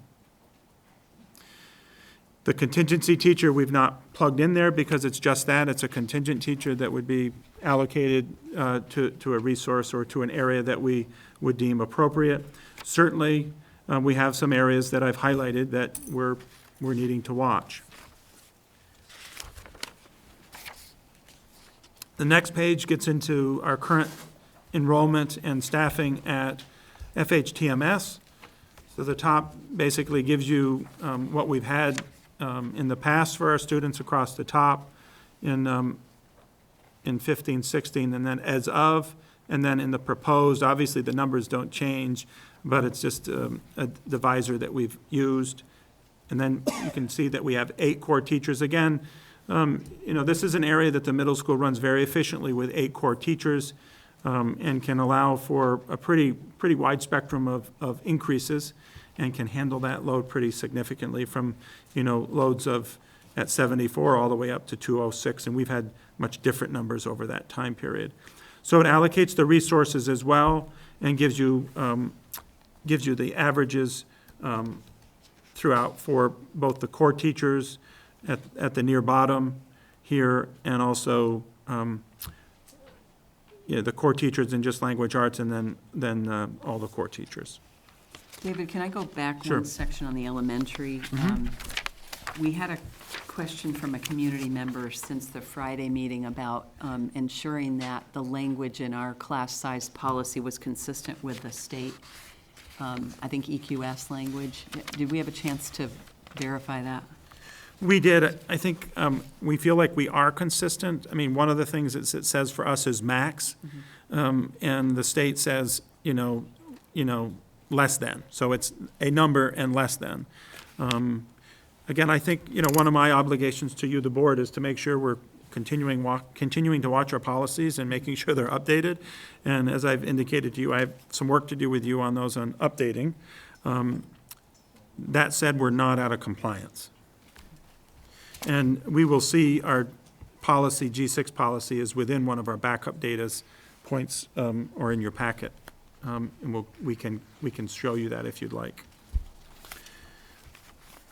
So the next page is just, I'm going to let John just quickly speak to that. John Aubin, our business manager. You probably don't have a mic over there, John. Oh, yes, you do, okay? I do have a mic.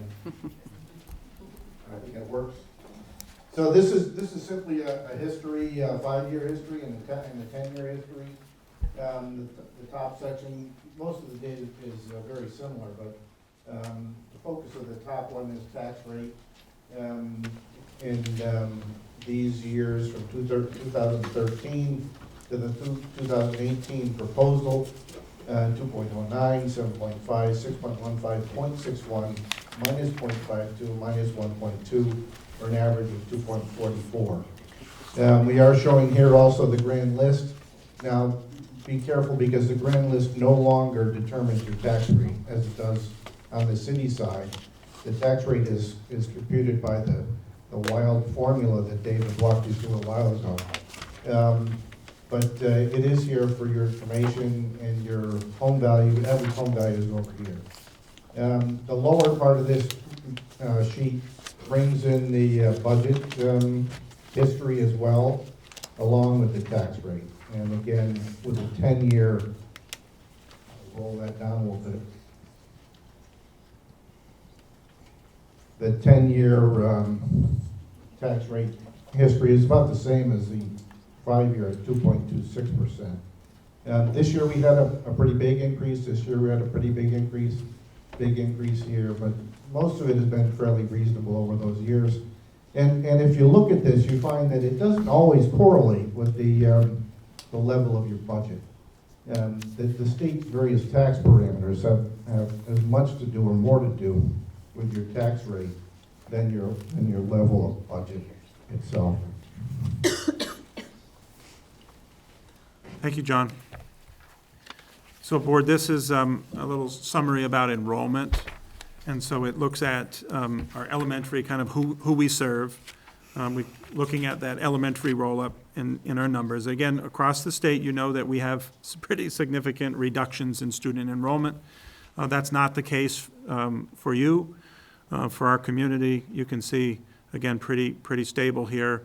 From 958, we're here at 973. We've had some changes, and again, our student cohorts are moving through our system, but it certainly shows you that. Same thing at the middle school. We've had some, again, pretty consistent numbers. At the high school, I would say similar, and one of the things that we've noted and you've talked about is our tuition students. Again, prior to that, it was even much lower, but we've seen a pretty considerable uptick in that particular area. So there's our total across the board. Certainly, as we've seen some of our resident population decrease, we've seen stabilization in our tuition, and so that's been important. Our equalized pupils, remember, those are calculations based on our resident population, not our tuition students. And so there's different factors that apply to those students, and so to some of our students, they're all our students. So you can see how that's also been pretty consistent along the way as well. And then you factor in staffing ratios, and this was a response, I think, to some of the feedback that we got last week. I forget what day, Friday night. We had some questions around all of our licensed educators for those associated years. And if you take then the total student body ratio, what's that? Sorry, John, I think I did that. If you take the total amount, student to teacher ratio, you have those here. We also felt, again, based on that, was students to educators to para ratios. So we're looking at all of that, so that changed that a little bit. And then all students, all staff, I should say, to student ratios, and that kind of gives you a little bit of that. We could go on further. Again, this is part of what I said on Friday night, was that this is what's different and reported differently, I find, across certainly the state of Vermont and the rest of the country, where sometimes they won't include our art, our music, our physical education, our library, et cetera. So it changes that. But again, that's some additional clarity from that. This, we're going to flip this for you. This chart shows you, again, pulls in a lot of that same data, just in a visual format, our total enrollment across the top, our tuition students in the gray bar here, and then looking at our overall student to teacher ratio, core teachers, that is, on the top line. So these are our core teachers that are providing the content-specific instruction, and kind of where we are, and this bar represents that, so kind of in that 2021 area if you did that. And then if you looked at student to teacher with no special education or English language learners, again, some of our specialties, teachers that are providing specific support for specific children, with those folks out, were, again, in that range. So again, this is in concert to some of the questions. This excludes preschool. Again, we've put some additional notes on here for you, board, just so that you have some additional clarity. And then all licensed teachers, we've tried to list those for you as well. And I want to just end with the same page that we started. Again, we got to turn that for you, but again, the tax rate reduction of 1.2 maintains those class sizes. Again, we talked about the contingency teacher, where that may need to be applied, preserves programs at the high school and the middle school, no incremental spending on the nickname change. And again, we didn't talk a lot about, or I did not, but there's anticipated cost savings currently that the board has shared based on healthcare benefits. So that brings me to the end of the proposed budget summary. And I'm happy to take more questions. Elizabeth, what's your pleasure? Any board questions on the proposed budget summary? Okay, why don't we open this up for public comment? Isaiah, would you mind passing me the sign-up sheet there? And then we can make a decision whether we go into the continuing services or level-funded budget from there. Thank you. So the first person on the list to speak is Beth Coleman. I can make a comment on the level-funded budget, but I just was saying I'm concerned about the opportunities for future students if the budget is not passed. So, South Burlington is an amazing public school. We have so many options for students, and I hope we can maintain these offerings. Thank you. Nancy Belisle? I think Nancy might have left. Albert, I think Mr. Gross left as well. All right. Jerry Silverstein? Jerry?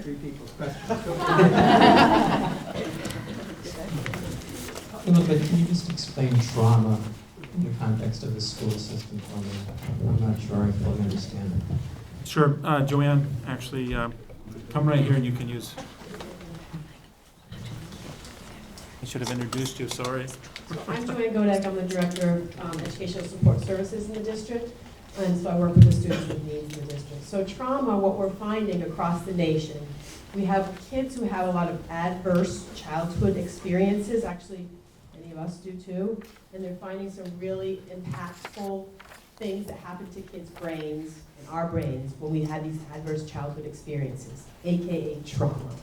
So things that happen in your life that you go into your brainstem and you cannot use your cognitive functioning. So it basically rewires people's brains where they're not able to learn, and the way that they behave and communicate and act is not always safe. Sometimes they're very quiet and don't interact, sometimes unsafe and act out. So we're seeing an increase in this in South Burlington and in Vermont and in the nation. And there's a lot of research now out about the ACEs study, the Adverse Childhood Experiences. You can look it up. There's work being done all over the nation about this because there's very bad health outcomes in general for any of us who have these adverse childhood experiences. But we are dealing with trying to educate all the kids here in South Burlington and these children who are experiencing these, sorry. You're too close. Oh, too close. Children who are experiencing these trauma things are really struggling to learn. So we're trying to get ahead of it and really develop a system that's responsive rather than reactive. That's what we're trying to do. Do you have an idea of how many students fit into that category? How many students? I don't have a number. 10, 100, 400? I can't give you a number. I mean, we have kids who are identified with special education needs, and some of those numbers are identifiable. We also have kids who, we probably have behavioral data we could look to, but I can't give you a number tonight. Sorry about that. I'm just trying to understand the amount of personnel in the school you have to allocate to deal with this issue. That's why I'm asking for a number. Yeah, I don't have a number to give you. All right. Then the second part of my question, David, did you want to? Thanks. Maybe. Yeah, Jerry. Go ahead, Jared. So with regard to mental health services, Friday session you talked about not only students were included, but also parents of students. And so I'm just trying to get an idea of the extent of that service you're providing to both students and maybe to their parents. Did I understand that? If I said parents, I didn't mean that they shouldn't get support, but we don't provide the support to parents. We provide support to our students, and we certainly, through our Employee Assistance Program, or EAP, we provide services there to do that, and we've certainly been reaching out to those providers. We do encourage, and we've been encouraging moms and dads and guardians to do the same, as they also, many of you in this room, were affected when we were in this situation, Wednesday, Thursday, Friday, until till we learned more. And so we were just simply trying to be mindful about mental health and appropriate responses. I would say to you, Jerry, around, and I know people want specific numbers. What we are seeing across the country is an increase in mental health issues and a mental health cost. We're not different in that area. We have many students that are exhibiting, and some of the increases that you're seeing that we've been transparent about, providing additional support, that 12 or so FTE that we had to add from the start of the year was very specific to some of the needs of our students. So we do have to be careful about, individually identifying at a school. I know that may bother people, like, don't you know the number? I'm seeing some head shaking or not. But again, if it was your child, singular, in need of, it wouldn't be right for us to identify a school or a specific situation like that. I was just trying to understand where private health insurance ends. Right. And the school system's mental health assistance begins. Yep. And that. I think that's a question, again, Joanne alluded to, that we're trying to figure out with our partners in healthcare across this state and across the nation on where does that kind of demarcation happen. Okay. But we certainly know that we're responsible to help our kids learn, and in order to learn, you have to be of a healthy mind to do that. Good. Thank you. The next is Sheldon Katz. Yeah, on that subject, I'm just wondering, you mentioned, I'm sorry, your name, Vicki, is it? My name is Joanne. Oh, Joanne, sorry. So Joanne, you said that there's been an increase in our district and our state and across the country. And over what period is that increase occurring? Over the past few years. As far as long as I've been here, over the past few years, it's been increasing. 5 years? And I think, Sheldon, I mean, it may be a good indication, we can go back to that same slide that we showed you. Again, this is dollar-wise, but I think you can see kind of the uptick. I don't know if you recall the slide right here where, again, we're looking at outplacing based on what we would say, certain manifestation and behaviors that could be unsafe, could be academic needs, et cetera, that we can't meet. This is an indication. So you can certainly compare us to others, but here's a little bit of that marker. So when you're asking about past history, there you go. Okay. And I'm just wondering, do you attribute any of the change to the way these things are being diagnosed, as opposed to actual change in the number of kids that are affected? And I think one of the things that we're seeing, Sheldon, is that the behaviors in the classrooms. You know, we're not making these up. We're working collaboratively with our providers. There's very different behaviors that are manifesting in our classrooms. When we have 35, 40-year veteran teachers are saying, these situations are we're not able to control these. So that's a big component for us that we're seeing. So it's not about diagnosis, it's about the support and the service. Not diagnosis, but identifying. I mean, there's been changes over the years, right? About It's the brain research that we know more about now. We know more. We know more about the brain research, and we know more about how we can help children because of that brain research. Thank you. Maureen Locker? Hi everyone, I'm Maureen Locker. I'm a Family and Consumer Science teacher here at Tuttle, and I'd like to address the level funding as well. Maureen, could you address the board, please? Oh, excuse me. Hello. Yes, Maureen Locker. I'm the Family and Consumer Science teacher here at Tuttle, and I'm addressing the prospect of level funding. The whole Family and Consumer Science program would be cut here, and besides affecting me, it's going to affect the kids, of course. It's described as learning outside of the core subject areas, where, in fact, Family and Consumer Science integrates all the core subject areas. Language arts, reading, procedural reading, we do a lot of science, math, history, geography, even foreign language when we use some terms such as mise en place. And a lot of students shine in the class compared to a non-traditional class setting. So I would strongly urge our voters to pass the budget that's coming up so we don't have to go to level funding. And I can attest that the kids love the class, and if we need students' voices, I'm sure we could get them here for you as well. So thank you. Thank you. Tim Barrett?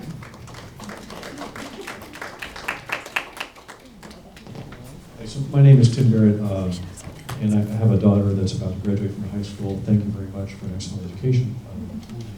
I don't want to take up a lot of your time. Just want to point out the fact that there is this division that has erupted over the last year and a half in the city over a particular subject that we've been talking about tonight. And there are two factions, and in any situation where you have these two factions, there are people at the extremes, and there are people close to the middle. Now, the people that are close to the middle seem like they're more reasonable than other people. And I don't know where any of you feel like you are on any of those two middles, all right? I know we're all mixed in here. Tim, to the board, please. I know. So what I'm trying to ask is that this budget is very important to move forward for the city to try and cross the divide. The people sitting among these seats, they all know each other. Their kids have all known each other. They know each other's kids. These are all families that have lived in the city for a long time, and they have very strong convictions.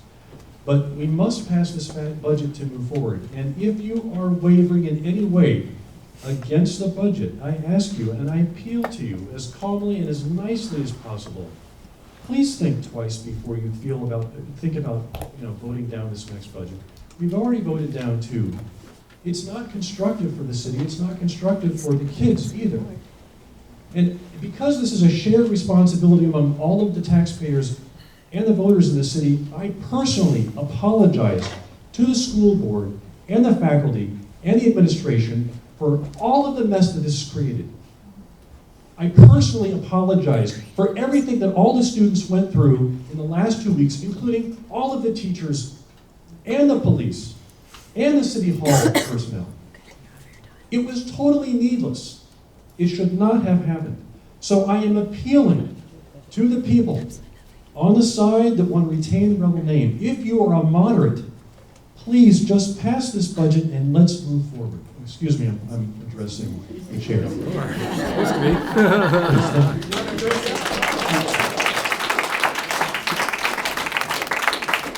All right, that was everyone who signed up. We've got a little bit of time for a couple of questions. We'll start with this gentleman and move across. Dan Albrecht, quick question. The previous budgets that were discussed, the very first one had the floating principal or whatever that was called, and then the second budget was reduced to 40% plus 20 large lying around. Where's that line item? Is it in or is it out? There's still some money in there, but very little, Dan. It was 90, it was a person, and then it's reduced down to just some monies, $20,000. I guess my only comment on that, I think people have been very respectful of teachers, like with most budget issues. You cut the fluff.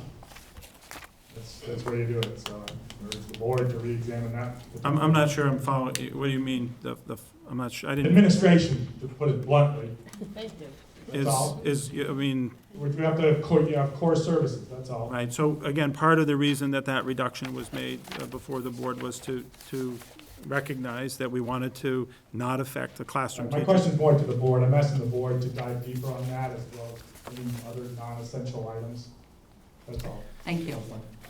Steve? I was going to say, Elizabeth, because I remembered seeing this, and I think on, page 36 of our package, this is specifically to Dan's comment about administrators. I'll wait till they scroll ahead.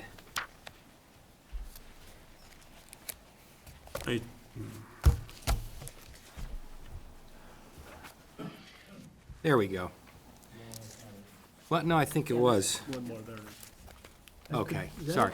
Yeah, there you go. So there are the salaries and wages, and I just was on the right-hand side at the FY17 budget. So you can see teachers, 19.1 million, administrators, 1.6. That's just not a very big lever to yank. I'm sorry, I don't know what you're talking about. Is it, cut another 5% or something? I'm not sure exactly what the administrative FTE is, but I know we've got, one principal in each of the elementary schools, and that's it. So I would like folks to take a look at that. It's just hard for me to get my brain around. I mean, David, if I'm wrong, No. I'd ask you to. This is another slide that we provided in the packet for you, the board. Again, kind of just a dipstick. This is, again, administrative expense per student enrollment. And so, again, shows us essentially, where we are in that continuum. And again, trying to be mindful of those resources, and again, making sure resources stay most close to our kids, and that's certainly to teachers, but we also need to administer and make sure we're doing the things that we need to. Can I make a couple comments here? Yeah, Alex? One on this graph. I'm concerned, I don't know if I'm concerned, but I wouldn't want to compare myself to Essex Town School District, which has, I think, 2 elementary schools and no high school. So the kids get to go to, they go to Essex High School, which is administered by, is that Chittenden Central? Is that right, John? I don't know the district. Chittenden Central, yes, So that's that's correct. Essex Junction. So Essex Town has 2 elementary schools and no high school. I mean, do you even have to wake up to be an administrator at Essex Town School District? Well, I don't want to defame my colleagues. Everybody works hard. And again, Alex, I just wanted, no, this was a backup. This was, All right. I just wanted to build though on Steve's comment, back Hold to on, page hold on 36 for a a second. We were at 1.6 million in administrative salaries and wages in fiscal year 2012.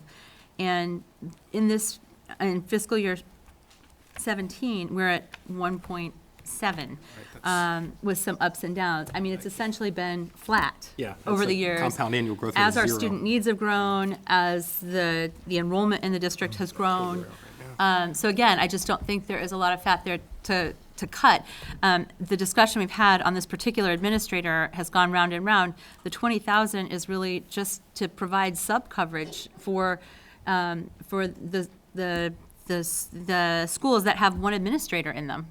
Things happen, people can't always be in the building, and we need to cover that efficiently for the safety and for the benefit of the students. So I think that particular line item I've grown comfortable with as we've cut it significantly already. I don't think there's a lot left there to cut. There's certainly more history, that I'm happy to go into. I mean, when I first got here 12 years ago, there was an assistant superintendent position, and along the way, in order to make sure we were complying with all of the HR requirements, family medical leave, we were only one person in that particular area. So it was a decision to let that position go and to bring on some HR professional expertise to do that. And so we're a good-sized district. And again, I'm proud of our administrators, and the work that they do. And I would tell you that, these last few weeks have been ones that, we've been pushing it.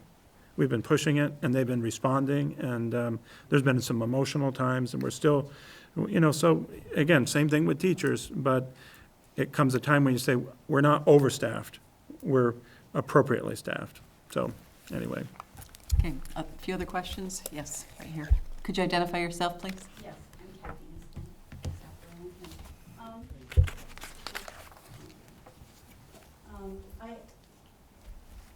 I think, when you listen to Tim Barrett, he makes very good points.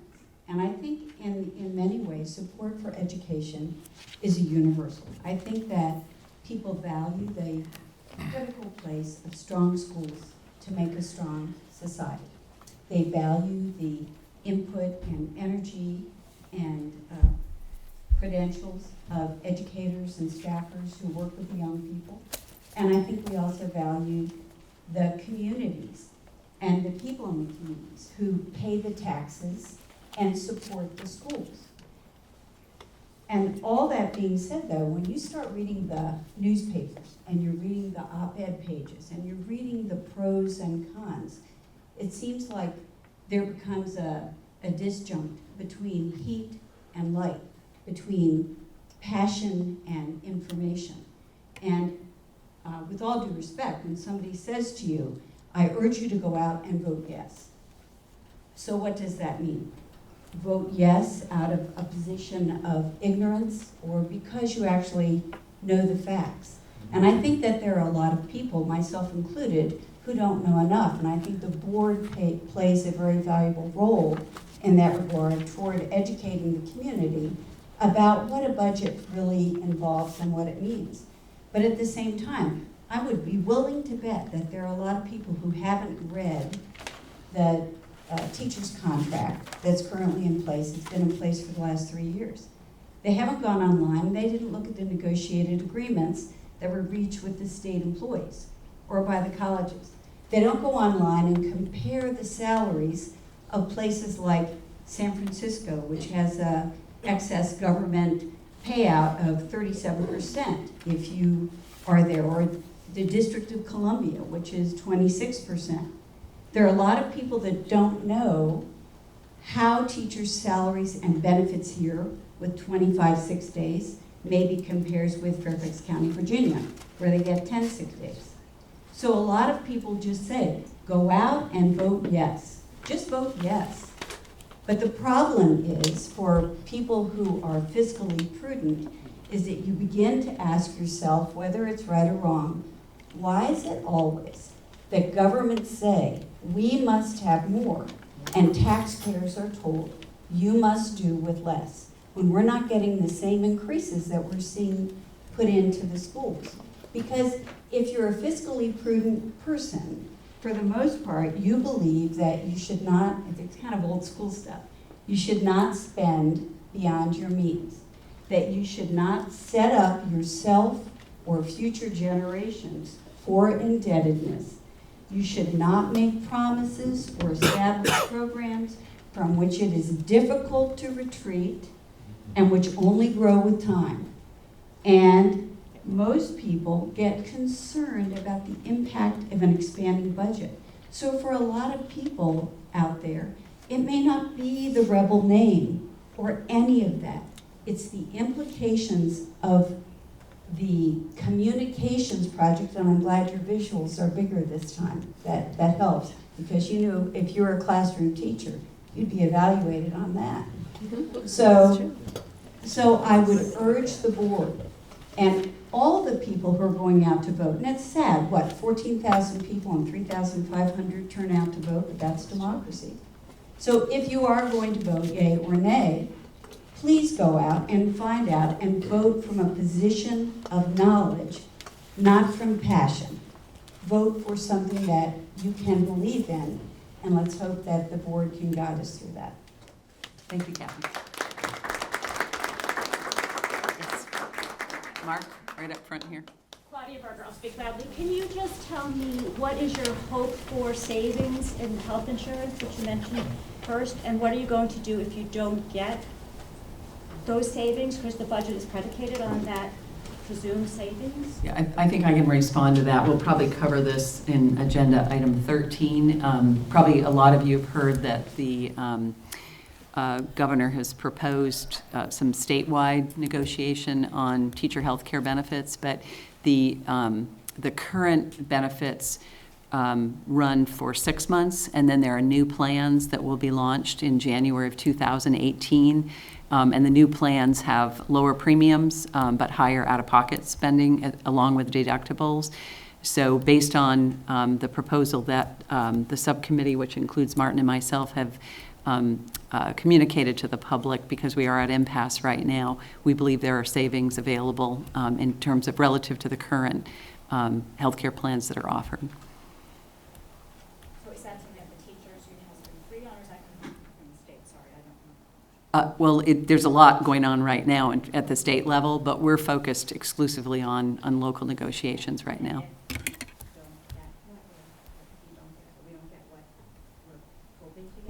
Like any budget, if the revenue is less than we expect, or if something happens, we have to offset that with decisions at the administrative level around programming or staffing.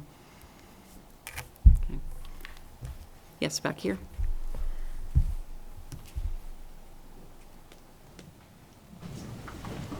Sarah Frail.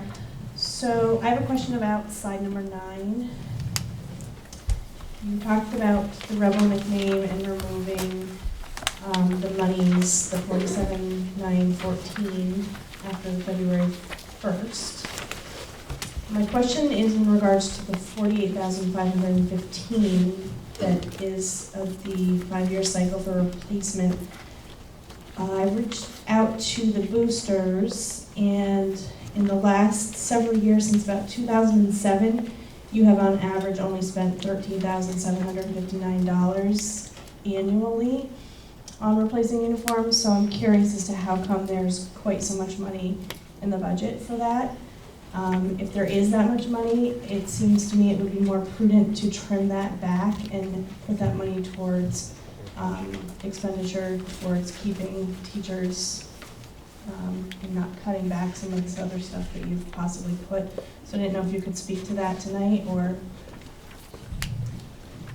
So sure. The boosters, again, they've played a huge role in our programming. They've done great things for us. They've provided what I would say these essential or nice to have items for a lot of our programs. That said, they don't control the budgeting of kind of our uniform replacement cycle. That comes out of it. That comes out of our budget. We look to the boosters to do other things. So the $13,000, I'm not exactly sure what that went towards, but they've done things that have really enhanced, programs, buying different things for those programs, but not specifically buying the uniforms. I'm just trying to be straightforward. My understanding is that this is not money that the boosters spent. This was direct from your budget that was spent.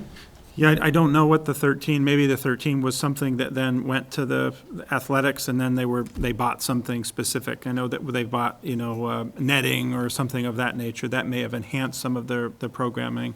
So I can't speak specifically to the 13. And it wouldn't be that we would take the 13 and we would, lessen them out. We put in the budget those items that we need to replace on an ongoing basis, and that's that 48,000. Sheldon? Yeah, so my daughter had Mrs. Blocker, and I will tell you that, she loved her, she loved Mrs. Locker. And I only wish that she would practice what she learned in her class at home, but she hasn't. But instead of getting rid of teachers, for example, we've talked about a program earlier about this whole diversity indoctrination that's going on at the school, this whole diversity programming of the students, and maybe that's an item that we can cut. Can you tell me how much that costs?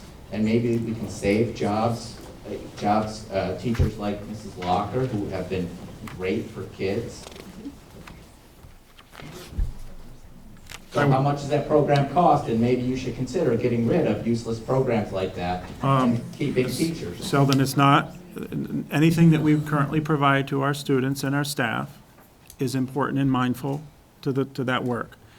That said, when we talk about the level funded budget, that's not what we're proposing tonight. What I'm proposing to the board is a proposed budget that does not have those reductions in them. So let me be really clear. What I proposed in the proposed budget does not have those reductions in there. You didn't hear about reductions.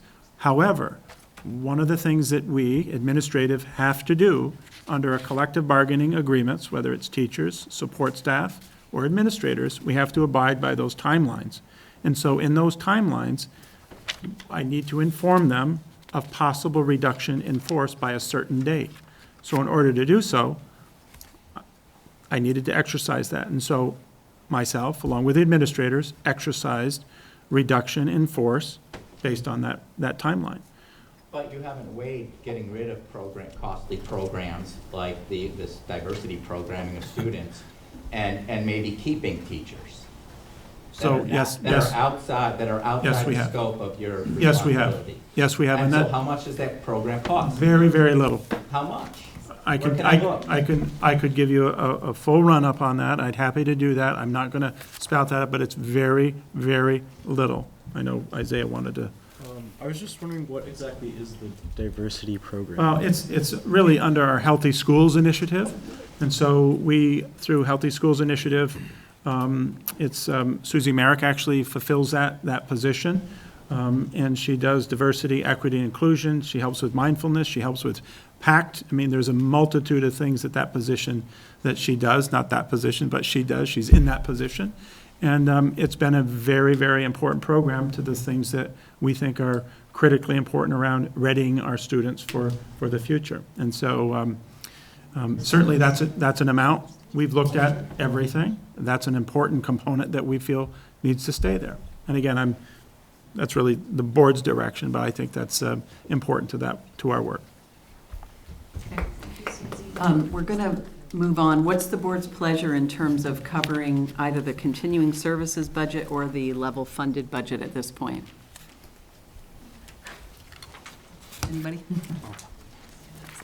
Steve? Well, I'd say, yeah, so I was probably the proponent of showing a continuing services budget. So basically, world left to itself, no new initiatives, exactly the same staffing, headcount, what have you. How much would we spend? And I believe, I should have come to the page before I started talking, but it's a couple $100,000 more than the budget that you're proposing, or that you're recommending to us, David. That's correct. That's kind of the punchline. So do you have maybe just an executive summary as to how, maybe what the difference between those two, the differences between them are? Well, large differences. Maybe if you go to page 19, I think there's a Yeah, good there we summary go. there. Thank you, Elizabeth. Sure. So again, we hit on some of the high points here of what it does maintain. Again, the continuing service budget is currently what we have, but you need to then move forward salary and benefits, et cetera, in order to do that. It does maintain currently what we've had, so this continuing service budget rolls that up. In addition, I think one of the big areas is that it's honored our stewardship program that we've had, titled and organized by date. And so the continuing service budget kept those items in.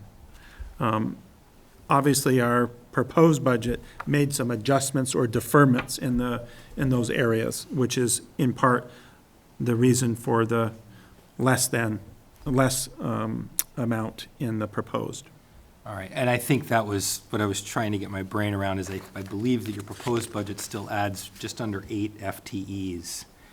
And so being able to add 8 FTEs but still cut costs, I thought was an interesting, I wanted to understand that. I think you've given me exactly that, as you deferred other items to Right. be able to do that. Okay, thank you. And I think some of that, David, there's a reimbursement on some of those net adds, correct? That's correct. We've, again, part of, what we've tried to do is to do our very best around projected revenue reductions as a result of changing programs. So sometimes if you aren't providing that service, then you'd lose, not only the expense would lower, but you'd also have to lose the revenue associated with, for those areas that qualify. So that's correct. So again, I'm happy to, to run through board. We could highlight on some things if you wanted to on each. But again, I want to be really clear, because this is where things can get confusing for folks, is that the reason we started off with the proposed budget is that's what I'm recommending to you. But again, based on kind of directions that we heard, was a continuing service budget and then a level funded budget. That level funded budget was one that essentially honored those contractual obligations to get us back down to no increase, zero increase over what the community approved a year ago. So that was the exercise to get to zero. And obviously, those are pretty significant reductions. That's what significant reductions in facilities and staffing. That's where the reduction in force process took place. Okay. Okay. So, does anybody on the board want to go through the level funded budget at this point? I think we should. I think we should go through at least the first few pages of it. Yeah, I agree. Because the district is already having to plan and start to make some decisions. We've already seen in the proposed budget that we've already had to cut a couple of initiatives that were in because of the lateness in the year and where we are. And people have to understand that if we don't pass a budget, we have to plan as if we're at level funding, because that's all we can borrow in order to really run the district as of when school starts next year. So whether we end up at level funding or not, we have to start making decisions as if we're at level funding. And I think the community needs to understand what that means, as well as the board had a lot of questions last time about the level funding analysis. And I think in the packet, there's a lot of really good information. I don't think we need to go through every single page, but I do think the high-level summary of the level funded budget, at least, we should walk through. Okay, so let us do that for you. This, again, hard to see in your packet. You don't really have to, you can see the reductions here, everything's zeroed out. So all of the initiatives are there, and they're zeroed out. Again, this is a level funded budget. This is not what I'm recommending. This is, again, level funded. You go to the next page, and I don't necessarily want to read through all of these, but you can see some of the top level impacts here, our obligations to continue to operate schools. These are, starts to become difficult. Our charter allows to borrow at 100%. Difficult for us to do some prioritization.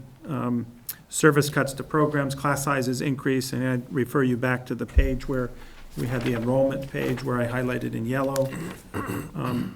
Scheduled maintenance is deferred, obviously. I'm not going to say forgotten, but is deferred. Less attractive for tuition students, perhaps. Again, don't know exactly, but believe that to be true. The net reduction equals 22.67. Part of that is because if you move forward your staff, you need to make more reductions in your staff in order to make up for the other potential increases in either salary or benefits. Won't necessarily read through all of the program pieces. Again, I think it's important to note that pretty significant reductions, pretty significant increases in some of your class sizes, pretty significant, changes for those programs that are offered. I'll go to the next page. I think, again, high school and district page. A lot of these are fractionalized because some of them are section-oriented. The high school has sections, and those reductions represent sections and/or other part-time programs. I think under high school, I just want to pause for a second on the reduction of co-curricular.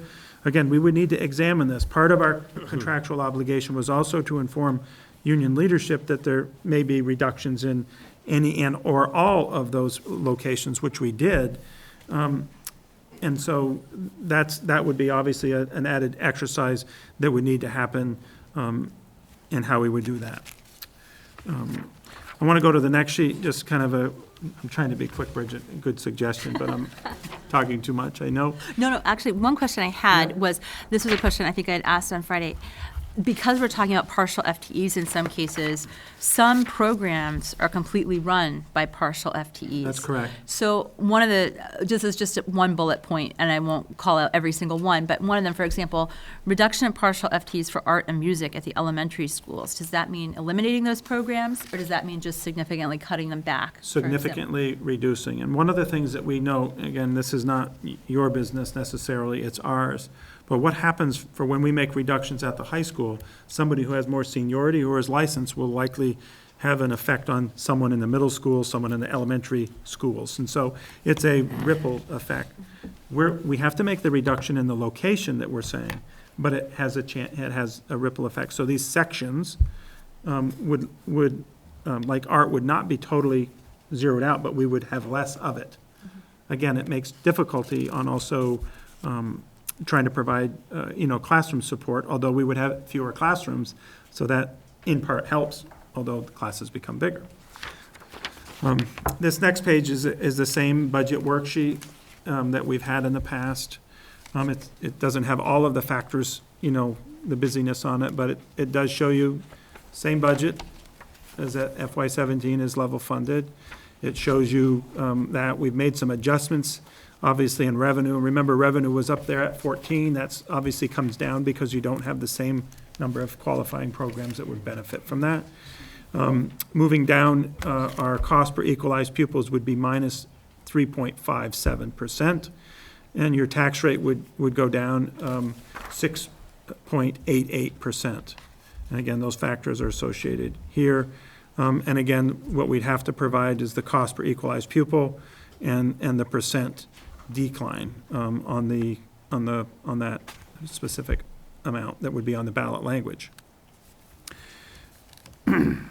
Next are looking at the, and we'll go fairly quick here, these numbers that you're going to see on the right-hand column. When you look at the bottom right, you'd say, oh, but what was budgeted? How come the FTEs aren't exactly the same? How come it's more? Or how come there's less? Because we have to make some added changes, reductions, in order to make up the cost to make up that. So that's kind of a quick response to the FTEs. The next one rolls up kind of a whole summary for the district. These would be the reductions and the positions. Again, similar situation around that same explanation that I just gave on the bottom right as well. So that's the level funds.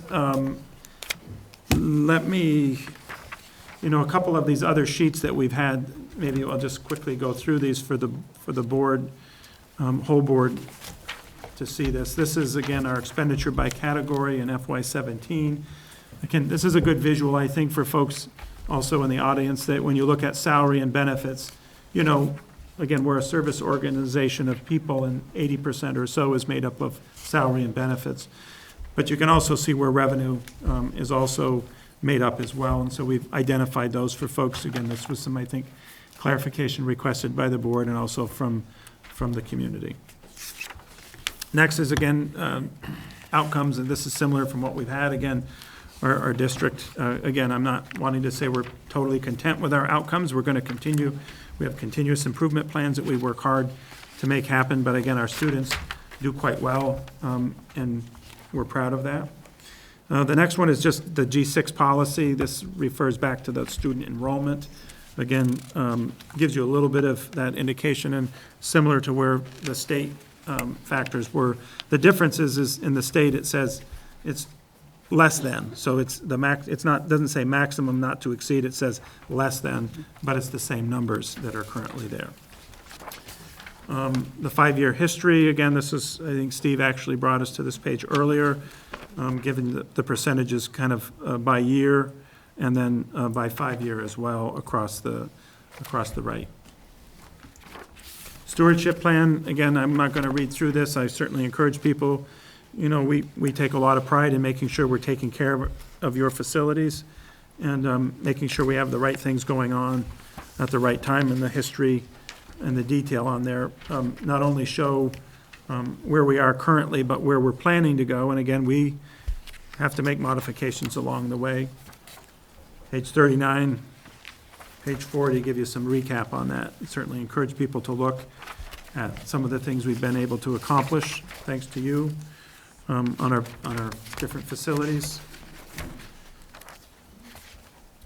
We're almost to the end. 42 gives you the cost per equalized pupils on average, and looking at others as well. Education spending per equalized pupil, I should say, and where we vary. And then 43 we brought up earlier, just on looking at administrative, general administration, school and general administration with nearby districts again. And then co-curricular, again, this is a little quick co-curricular summary. Again, 83% of our students, this is kind of current. Obviously some of the other programs, not just athletics, but also a variety of other programs that currently function in there. And then we've given a list of our current co-curricular, what we call Appendix C in there that we have. And again, we've been a district that have added some of those programs based on interests that have come along the way for some of those programs. So that is the level funded budget. That's not what I'm recommending. I'm recommending the proposed budget. And I'm happy to answer any other questions. If I can make a recommendation to the board, we're behind schedule, and I think we have locked into availability of the board on Wednesday, May 10th, for a meeting that we could warn pretty quickly here, and we could consider putting the budget communication and then the ballot warning as action on that meeting. Any reactions from the board on moving those items to that time frame? And full disclosure, I would be participating by phone, because I'm out of town. So this, I'm sorry? The language that would go on the ballot regarding an approved budget.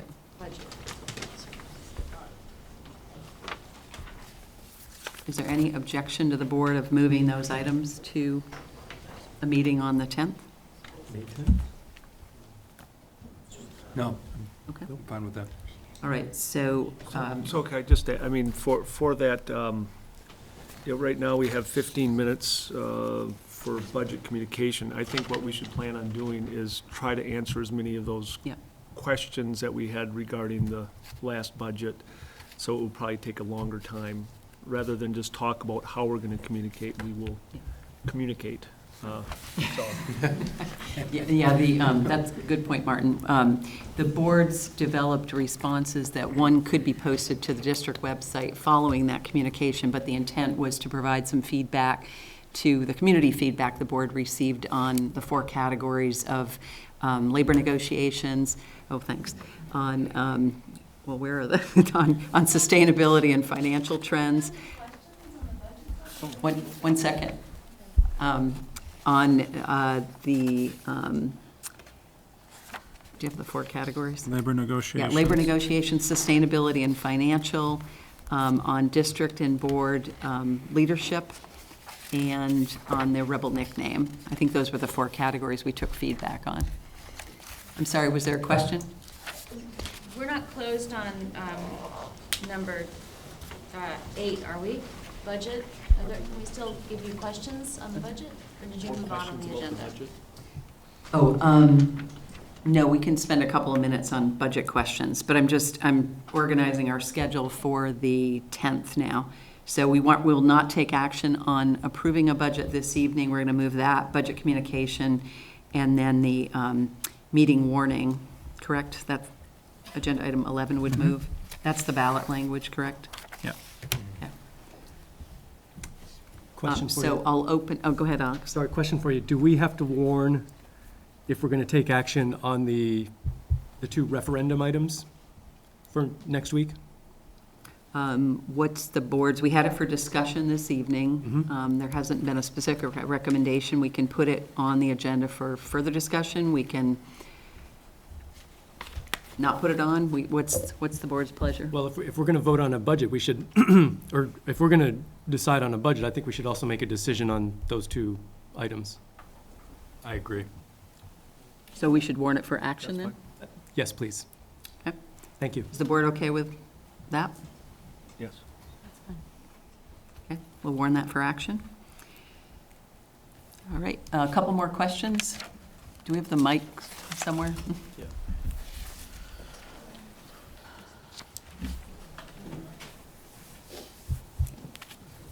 I just wonder if there's 16 weeks until the next school year begins. And if we're not warning this budget, we clearly won't be voting on this one until first week of June, or I don't even know if we can. Do you want to talk about, we've got some tentative timelines here. Do you want to talk about that, David? Yeah, so I think what I've heard from the board, My question is beyond that, but go ahead. I'm not sure what your question is. Were you asking about timeline? Well, I do. So I'm just, there's a lot of concern that when we talk to the community about this level fund budget, that it's a scare tactic. But I think there's just a miscommunication because, as Bridget was saying, you guys have to begin to function with a level fund, because if this budget isn't voted on until the beginning of June or whatever, and school starts in 16 weeks, and you need to start letting those 22 FTEs or whatever know if they have a job or not, do you have time to have yet another vote, or are you just going to have to go to the level fund? Can you just be very clear to the community about that? Because there is concern that it's a scare tactic just to get a yes vote. And any clarity you can give on that would be very much appreciated, and understanding the timeline. So the plan currently, Monica, is the board is kind of, along with administration, has mapped out June 5th would be a public information meeting, which is typical to what we do on a Monday night. And then Tuesday, June 6th would be the vote date. So that currently would comply with the things that we would need to do, and that would allow for appropriate warning, appropriate information, again, an opportunity for people to be informed. So June 5th, public information, and then June 6th, vote date. Any knowledge of where the contract negotiations would fit into that timeline? We have mediation scheduled for May 15th, and if needed, we have fact-finding scheduled for June 6th. So consistent with past feedback, there won't be a settled contract, and there may be mediators typically like a quiet period, and we don't know what will be required at that mid-May meeting. Megan? Just offering some information. I know that David's talked with the city manager, and perhaps he surprised you all that tax bills will be going out mid-June. And so knowing the outcome of this vote is somewhat critical for the city in order for those tax bills to be accurate. So I just with regard to the timeline. We all work together, and I just wanted to share that. Can I just say, I didn't get the other part of my question answered, though. Can you explain the level fund? People need to understand, after June 6th, if it goes down, is there time for another vote, or do you just go to level fund? That's how we need to understand that. We would continue to work to bring back another budget. Again, as Megan said, with the city, tax bills or tax billing would need to happen, and they would use essentially what they have currently, and then when a budget gets settled, then they would make adjustments. That is more work for the city, no question, but it's not like it hasn't happened in other communities before. Ideally, we would like not to have to do that, but that's a provision or a situation that they'll have to respond to. Yes. Okay, you said that you were going to have the general information meeting on June 5th and the vote would be on June 6th. If we're not going to be in town, when will absentee ballots be available and where?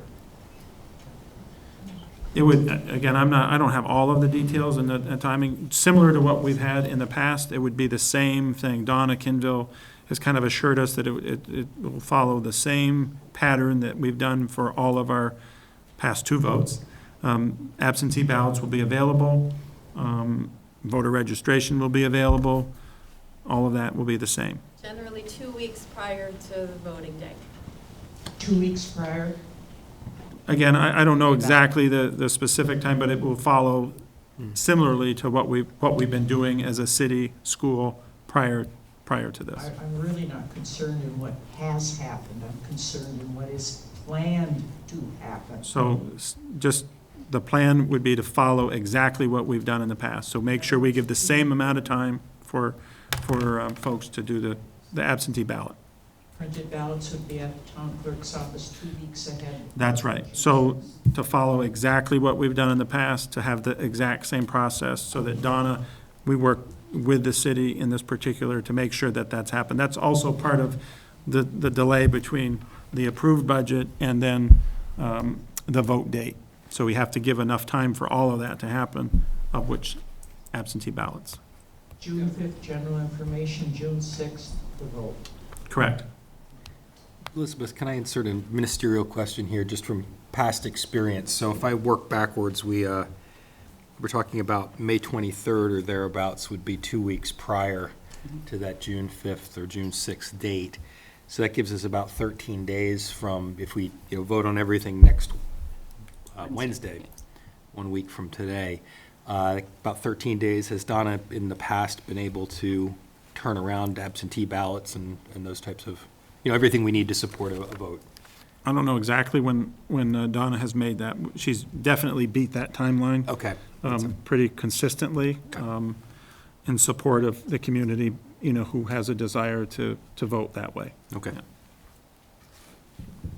Yeah. Yes, Kathy? So you mentioned mediation on the 15th and fact-finding if needed on the 6th, but you said that we won't have a settled contract. I guess I'm hoping that maybe there's a possibility that we will have a settled contract before the vote, if all goes well at mediation, we have the help that we need. So that it is a possibility that we would have a settled contract? That's fair.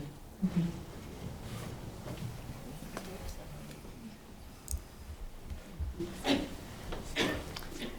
All right. Seeing no other questions, we're going to move on to agenda item, let's see where we're at, 10, master planning and visioning discussion. So needless to say, I haven't done a lot more than what I provided you a couple weeks ago. And probably you haven't had a lot of time to look at what I provided you either. I'm still working on the packet of information. I'm making some good progress, but I don't have a new update for you at this time. How was that for number 10? Sorry. I'm right there with you. Yes, I'm all right there with you. Any other questions or comments? All right, we'll move on to agenda item 12, executive limitations policy monitoring, and this is warned for action. We moved it to the May 10th meeting because it's the ballot item language on the budget. So what you have in front of you is 2.5, financial planning and budgeting. Again, this is the information that you had a couple meetings ago. I don't know what your pleasure is, whether, Elizabeth, you want to walk through it page by page, whether you want to have a committee further review this. I'm just trying to be sensitive to what you'd like to do. If the board's okay, why don't we walk through the highlighted sections which represent changes from the last review, correct, David? I believe that to be correct, although maybe those are the same changes that were there before. I'm not positive. But let me defer to John to walk us through some of those. You got to get your mic up. The changes we made from the last time were three. I'll try to point those out for you. Doesn't look like there's page numbers on this, but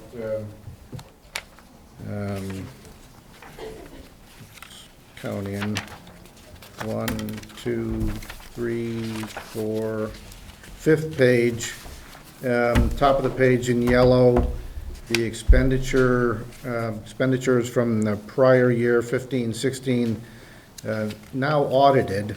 We did see a similar sheet like this in the fall, but these numbers are now audited. And then the change we made was the expenditures actual versus budget, favorable versus unfavorable. 398, 795 did not have parentheses around it the last time around. I'm It sorry, I does don't see now. where this is, John. Right here. Lost it. This page? Yeah, we're getting there. Got it. Okay, got it, thank you. That indicates an over expenditure. At the bottom of the next page, there was a question on the cash flow analysis, seemed to be terribly favorable. And the biggest single reason for that is, as I suspected, the city has been turning over monies to the school district in advance of the statutory requirement. The city is not required to send us their tax payments until 20 days after the due date, and they're sending it to us on the due date. So when you're getting, like $12 million 20 days in advance, that's a big plus. I suspect there may be a further enhancement because of our tuition income being up considerably. That comes early in September and early in January, which I think is earlier than average. And finally, I suspect there's been a little bit more grant money involved, but I think it's primarily the cash flow. John, can you just make sure we've got the good old acronyms of TAN, but tax increment financing? Yes, TAN means tax anticipation notes, and those are a brand of borrowings that can only extend for 1 year's time and can be no greater than the amount of income from taxes you expect to get. And frequently, we have had to borrow those here, but this past year, we had a very minor borrowing, 15, 16. The current year, we don't anticipate the need for that borrowing at all. So there won't be any tax anticipation note expense. If I could just comment that I think it's wonderful that the city is accelerating the I payments think to it's us. terrific. It's a terrific piece of cooperation. Yeah. Say we're not paying interest, that's fantastic. Yep. Thank you. There was a question about the superintendent's interpretation on the bottom of page 1 and the top of page 2. And I did add a couple of items in there since the last time. We had pretty much confined that section to the purchasing policy and procedure in this district, which hopes to minimize expenses of goods and supplies. But the other thing is that the maintenance capital reserve account. was a terrific move in terms of ameliorating risk. Now, if you've got $300,000 in the savings account, then you can weather a boiler failure or, a bus failure without really skipping a beat. So I added that one, and finally, of course, the biggest single way we ever manage risk is with insurance. And we have an excellent property liability insurance plan through the Vermont School Board's Insurance Trust, and that guarantees us safety in almost any storm. So those were the Point them to that page. I just have a quick, Sure. it's the That's second page, is where this highlighted section we're page talking about. This is really pedantic, so try not to eyes me. But this yellow section actually is evidence, I think, right? As opposed to superintendent's interpretation. Because if we're starting on page 1 and going to page 2, right now, that is sort of in that section. So I don't know if that hinders our ability to approve the We can move it to evidence is it possible to move that to evidence and still approve the policy tonight? And If you make that or if we recommendation. make that recommendation later on, okay. Excuse my unfamiliarity No, with that's how fine. this works. No, No, that's no, fine. no. You added, it was meant to be It is under evidence, I think, yeah, it meant- just needs to go down, under evidence. Yeah, it's fine. So those were the 3 changes we made from last time. And like I said, this does report on the final audit, which we did receive back in January, I think. It is a clean audit, and I summarized the results in this. David did, I'm going to just take 2 seconds of your time. We did get this report today, this week. This is from our investment advisor on our private pension plan. We have probably 60 or 70, I think, employees that are covered by our own private pension plan. It was closed to new entrants, I think, back in 2013, but it still exists to manage the benefits for the people that were there at the time. And this report is printed quarterly. It's shown, the summary is in the annual audit, and it's also in this monitoring report that I just talked about. But if you flip to page 15, page 14, not 14, maybe 13, it will show you the year-to-date experience of the retirement fund, which is surprisingly good. The stock market's had a pretty good run the last 6 months or so, and it's reflected also in our retirement experience here. Total portfolio return, 1 year, 11.05%.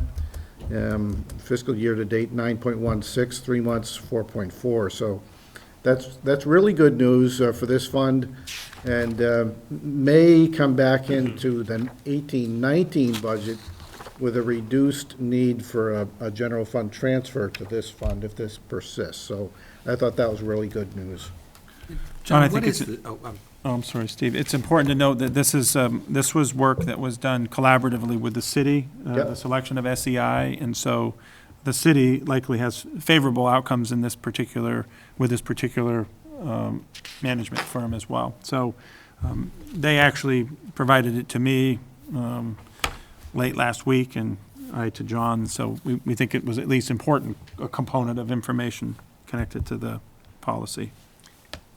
What is this? Is it a defined benefit plan? It's a defined benefit plan. All right. And like I say, it was closed to new entrants, I think, in 13. And it has an unfunded balance of something like $1 million, don't quote me on that. Okay. That we're trying to make up. But this is a good step in that direction, I think. And the staff that's covered in this is support staff, correct? Yes. This is support staff. And it's pension, not healthcare? Pension. Correct. Okay. But it's like 90-something% funded, it sounds Right. like. Okay, thanks. Yeah, Steve, just by way of history, that has been, it was a period of time where it was slightly underfunded, and there were a lot of efforts made to kind of catch up on that, and based on a combination of market turnaround and some specific effort in past budgets to increase that gap was closed significantly. Okay. And it's completely, this is a separate supplemental to VESTER's, the state teachers' retirement? Yes, it is, yeah. Okay. Well, the folks covered by this are not covered by Visters. Okay. And we don't have VEMRs. Okay. So if you don't have this, we do offer a 403B plan that the employer participates in. Okay, so you have classes of employees that, sorry, just by way of background, Sure. that don't participate in any of the states, so I guess 2 defined benefit plans. Right. Okay.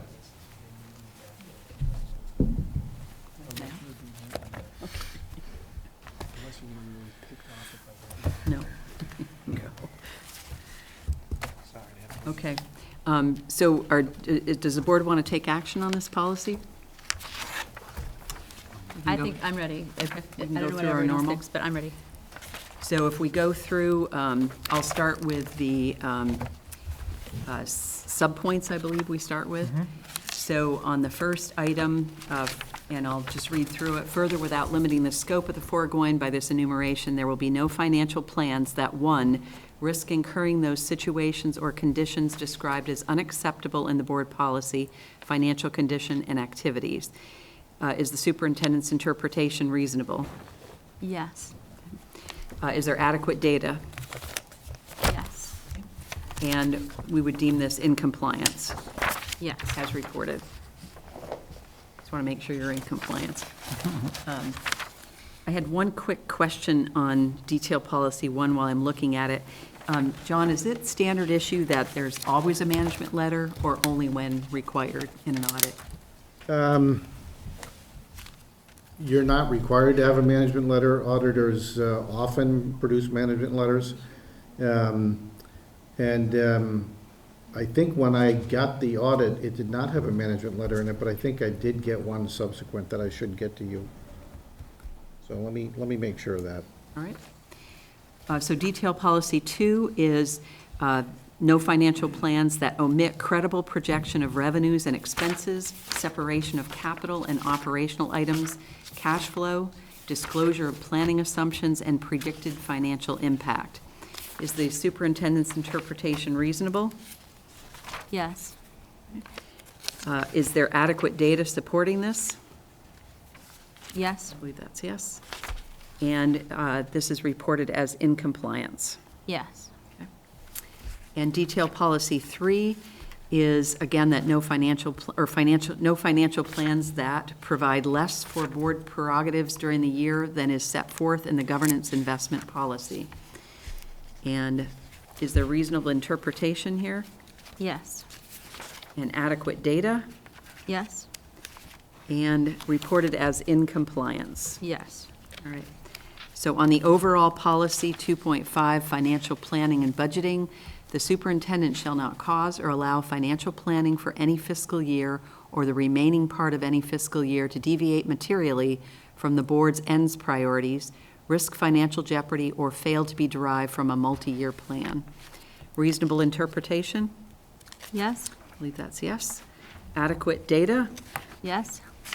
And in compliance? Yes. All right. You can sign off on 2.5, David. Elizabeth, is this a subcommittee, or?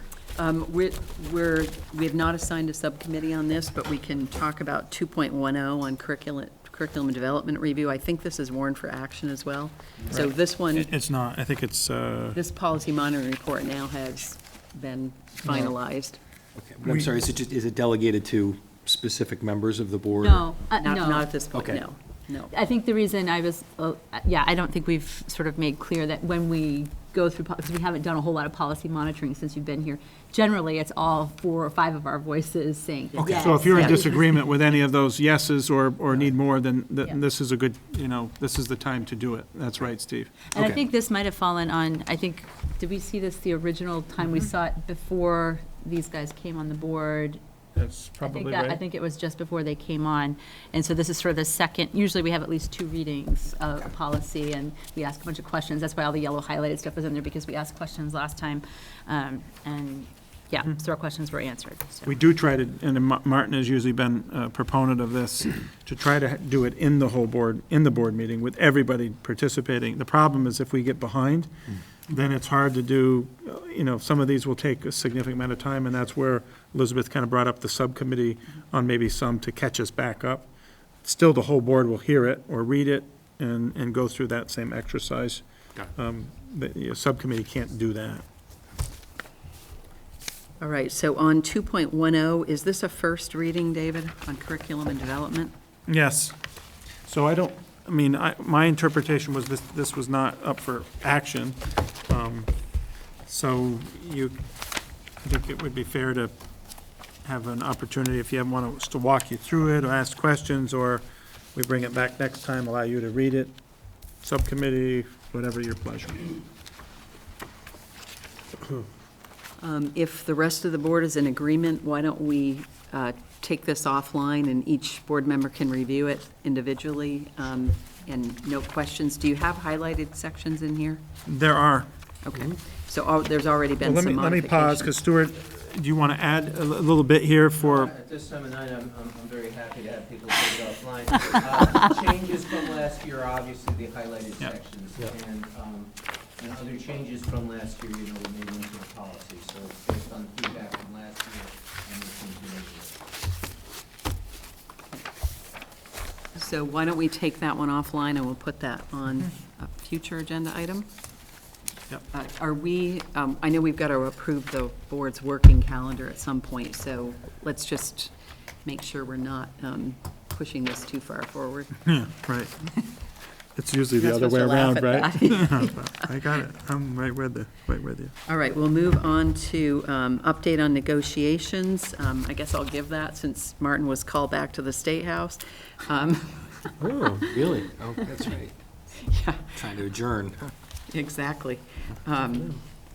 Back to the state. So I think, as I mentioned, actually, Bridget, do you want to do support staff? Yeah, there's not a whole lot of update. We have a planning meeting for negotiations scheduled, Martin and I, on Monday morning, the 8th, with the administration, or the administrative staff that's been supporting us. And then we have another negotiations meeting with the support staff union that evening, so the evening of the 8th, I think at 4:30.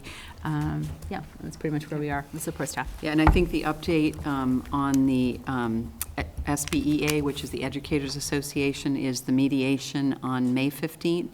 And then, if needed, fact-finding on June 6th.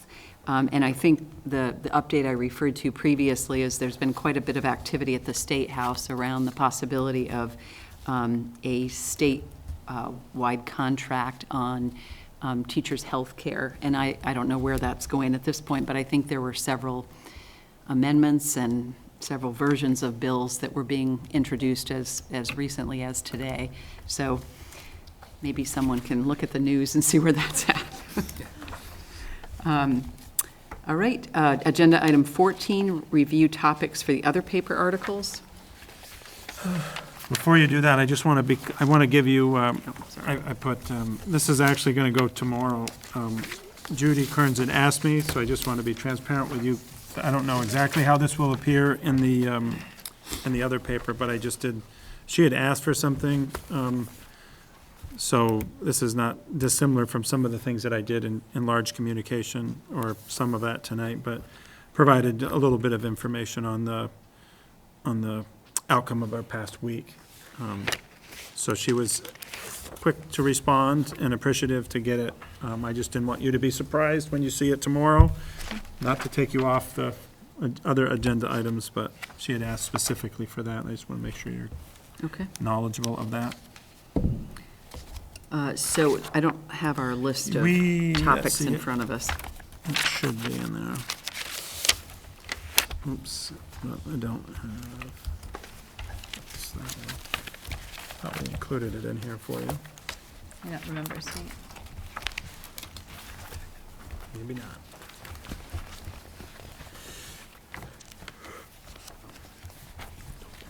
So our next publication is a,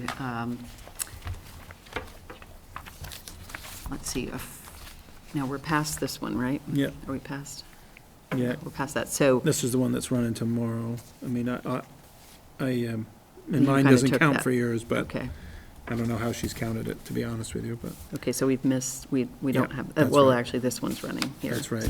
So our next one would be, the due date is May 25th, and it would run in the 6-1 issue.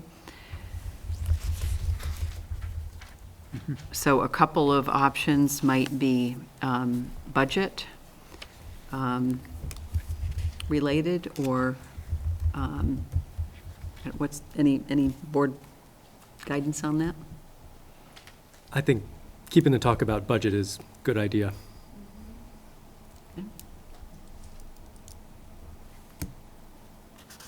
All right, and would someone like to take that on? I'm happy to take that one on. Okay. Yes, thank you, Bridget. Steve and Alex, your time is coming up here. I- Mine is 1.2 in bold and not 16. Okay, so let's get the updated list here, David, for the next regular board Yep. meeting. Great. Got it. We could put that on the 17th, not the special meeting next week. Mhm. Okay, so we actually have agenda setting, we have to do the 10th and the 17th, is that correct? Yes, yeah. Okay. So we don't have the 10th there, obviously, because we weren't sure of that. Right. So the 10th, we'll shift the items of an action on the revised school district budget approval for FY 2018. Budget communication, which actually, should the budget communication precede budget approval? Yeah, I think it's fine. It doesn't really have to be action, it just could be discussion, but I think it should follow the budget conversation. And then actually maybe put the citizens petition after the budget communication piece? Would that make sense to So everybody? we do budget 1, Actually, we'll do the budget communication, then citizens petition, then the revised school district budget FY 18. it's fine. And that's the extent of the meeting That's next right. week. Okay. So 2 action items for next week? Yes, yep. Yeah, so we And do, we'll warn for action if you're ready or able to do that. So on the 17th, if we want to cover that now, we can take 2.5 off monitoring. Yep. We can take budget communication off. Well, actually, should we keep that on? I gotta get my page. I sorry. think given some of the challenges that we've had, I think we need to keep it on. budget communication on until the budget's approved, frankly. We just need to keep talking about it. Okay. So, yeah, we keep that on, obviously 2.5, yep. I'm just was behind you a little bit. Is there anything else on the master calendar that needs to come up under executive limitations, policy monitoring? We have to get this updated for you all. You know, that might be an appropriate one to do the board calendar at, because there are several items that have come up during budget discussions about areas that the community has interest in hearing more and then providing feedback on. So if we put the board calendar together at that point, then at least the community would know when major topics might be addressed. So add Is the board rest of the board calendar. okay with that? Yeah, we're where we are right now, Elizabeth, on the, we're behind, obviously. Okay. We just got to these two, so we've got, I think we'll be okay. Okay. But- All right.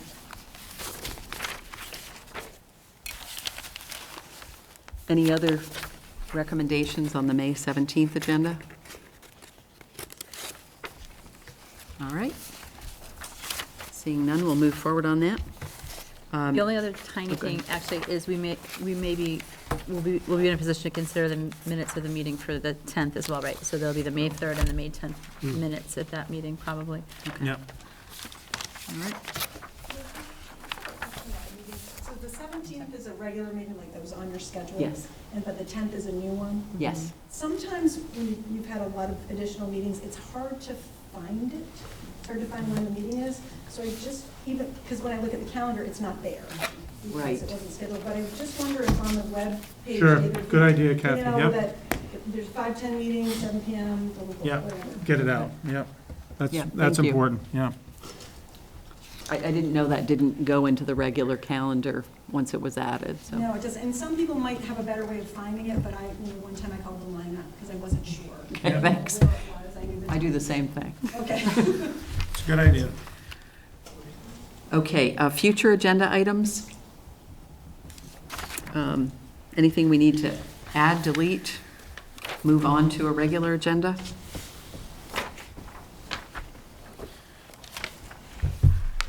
Not tonight, not tonight. Okay. All right. 17, consider the minutes of the April 13th meeting. I have a revision on that. I'd like to add it on page 3, near the bottom where it's talks about how I communicated with regarding my email. I would also like the minutes to add that I assured that it would not happen again, and that isn't in there. Which ones are you on? This April 13th? April 13th. Page 3. Thank you. Second to last, no, in the middle. Page 3. Right above where it says FY 2018 next steps. Okay, Mr. McHenry. And You got that? I think the second to last sentence, you could just say, and assured that it would not happen again. All right, Alex. Thank you. Okay, the minutes of April 19th.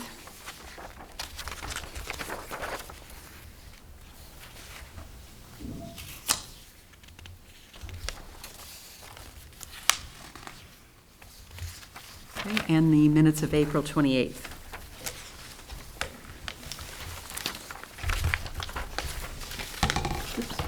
Sorry, yeah.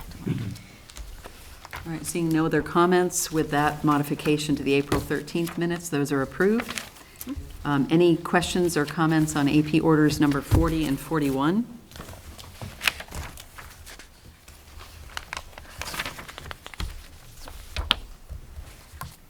All right, seeing none, we'll move on to agenda item 19. We have an AP order check to Belkate in the amount of $53,526.65. And I think we've had quite a bit of discussion on Services. Yeah. services. I move that we approve the check to Belkate in the amount of $53,526.65. Second. Any further discussion? All in favor? Aye. And the motion passes. And unless there's anything else, I'll take a motion to adjourn. So moved. Second. All in favor? Aye. Aye. We are adjourned. Thank you.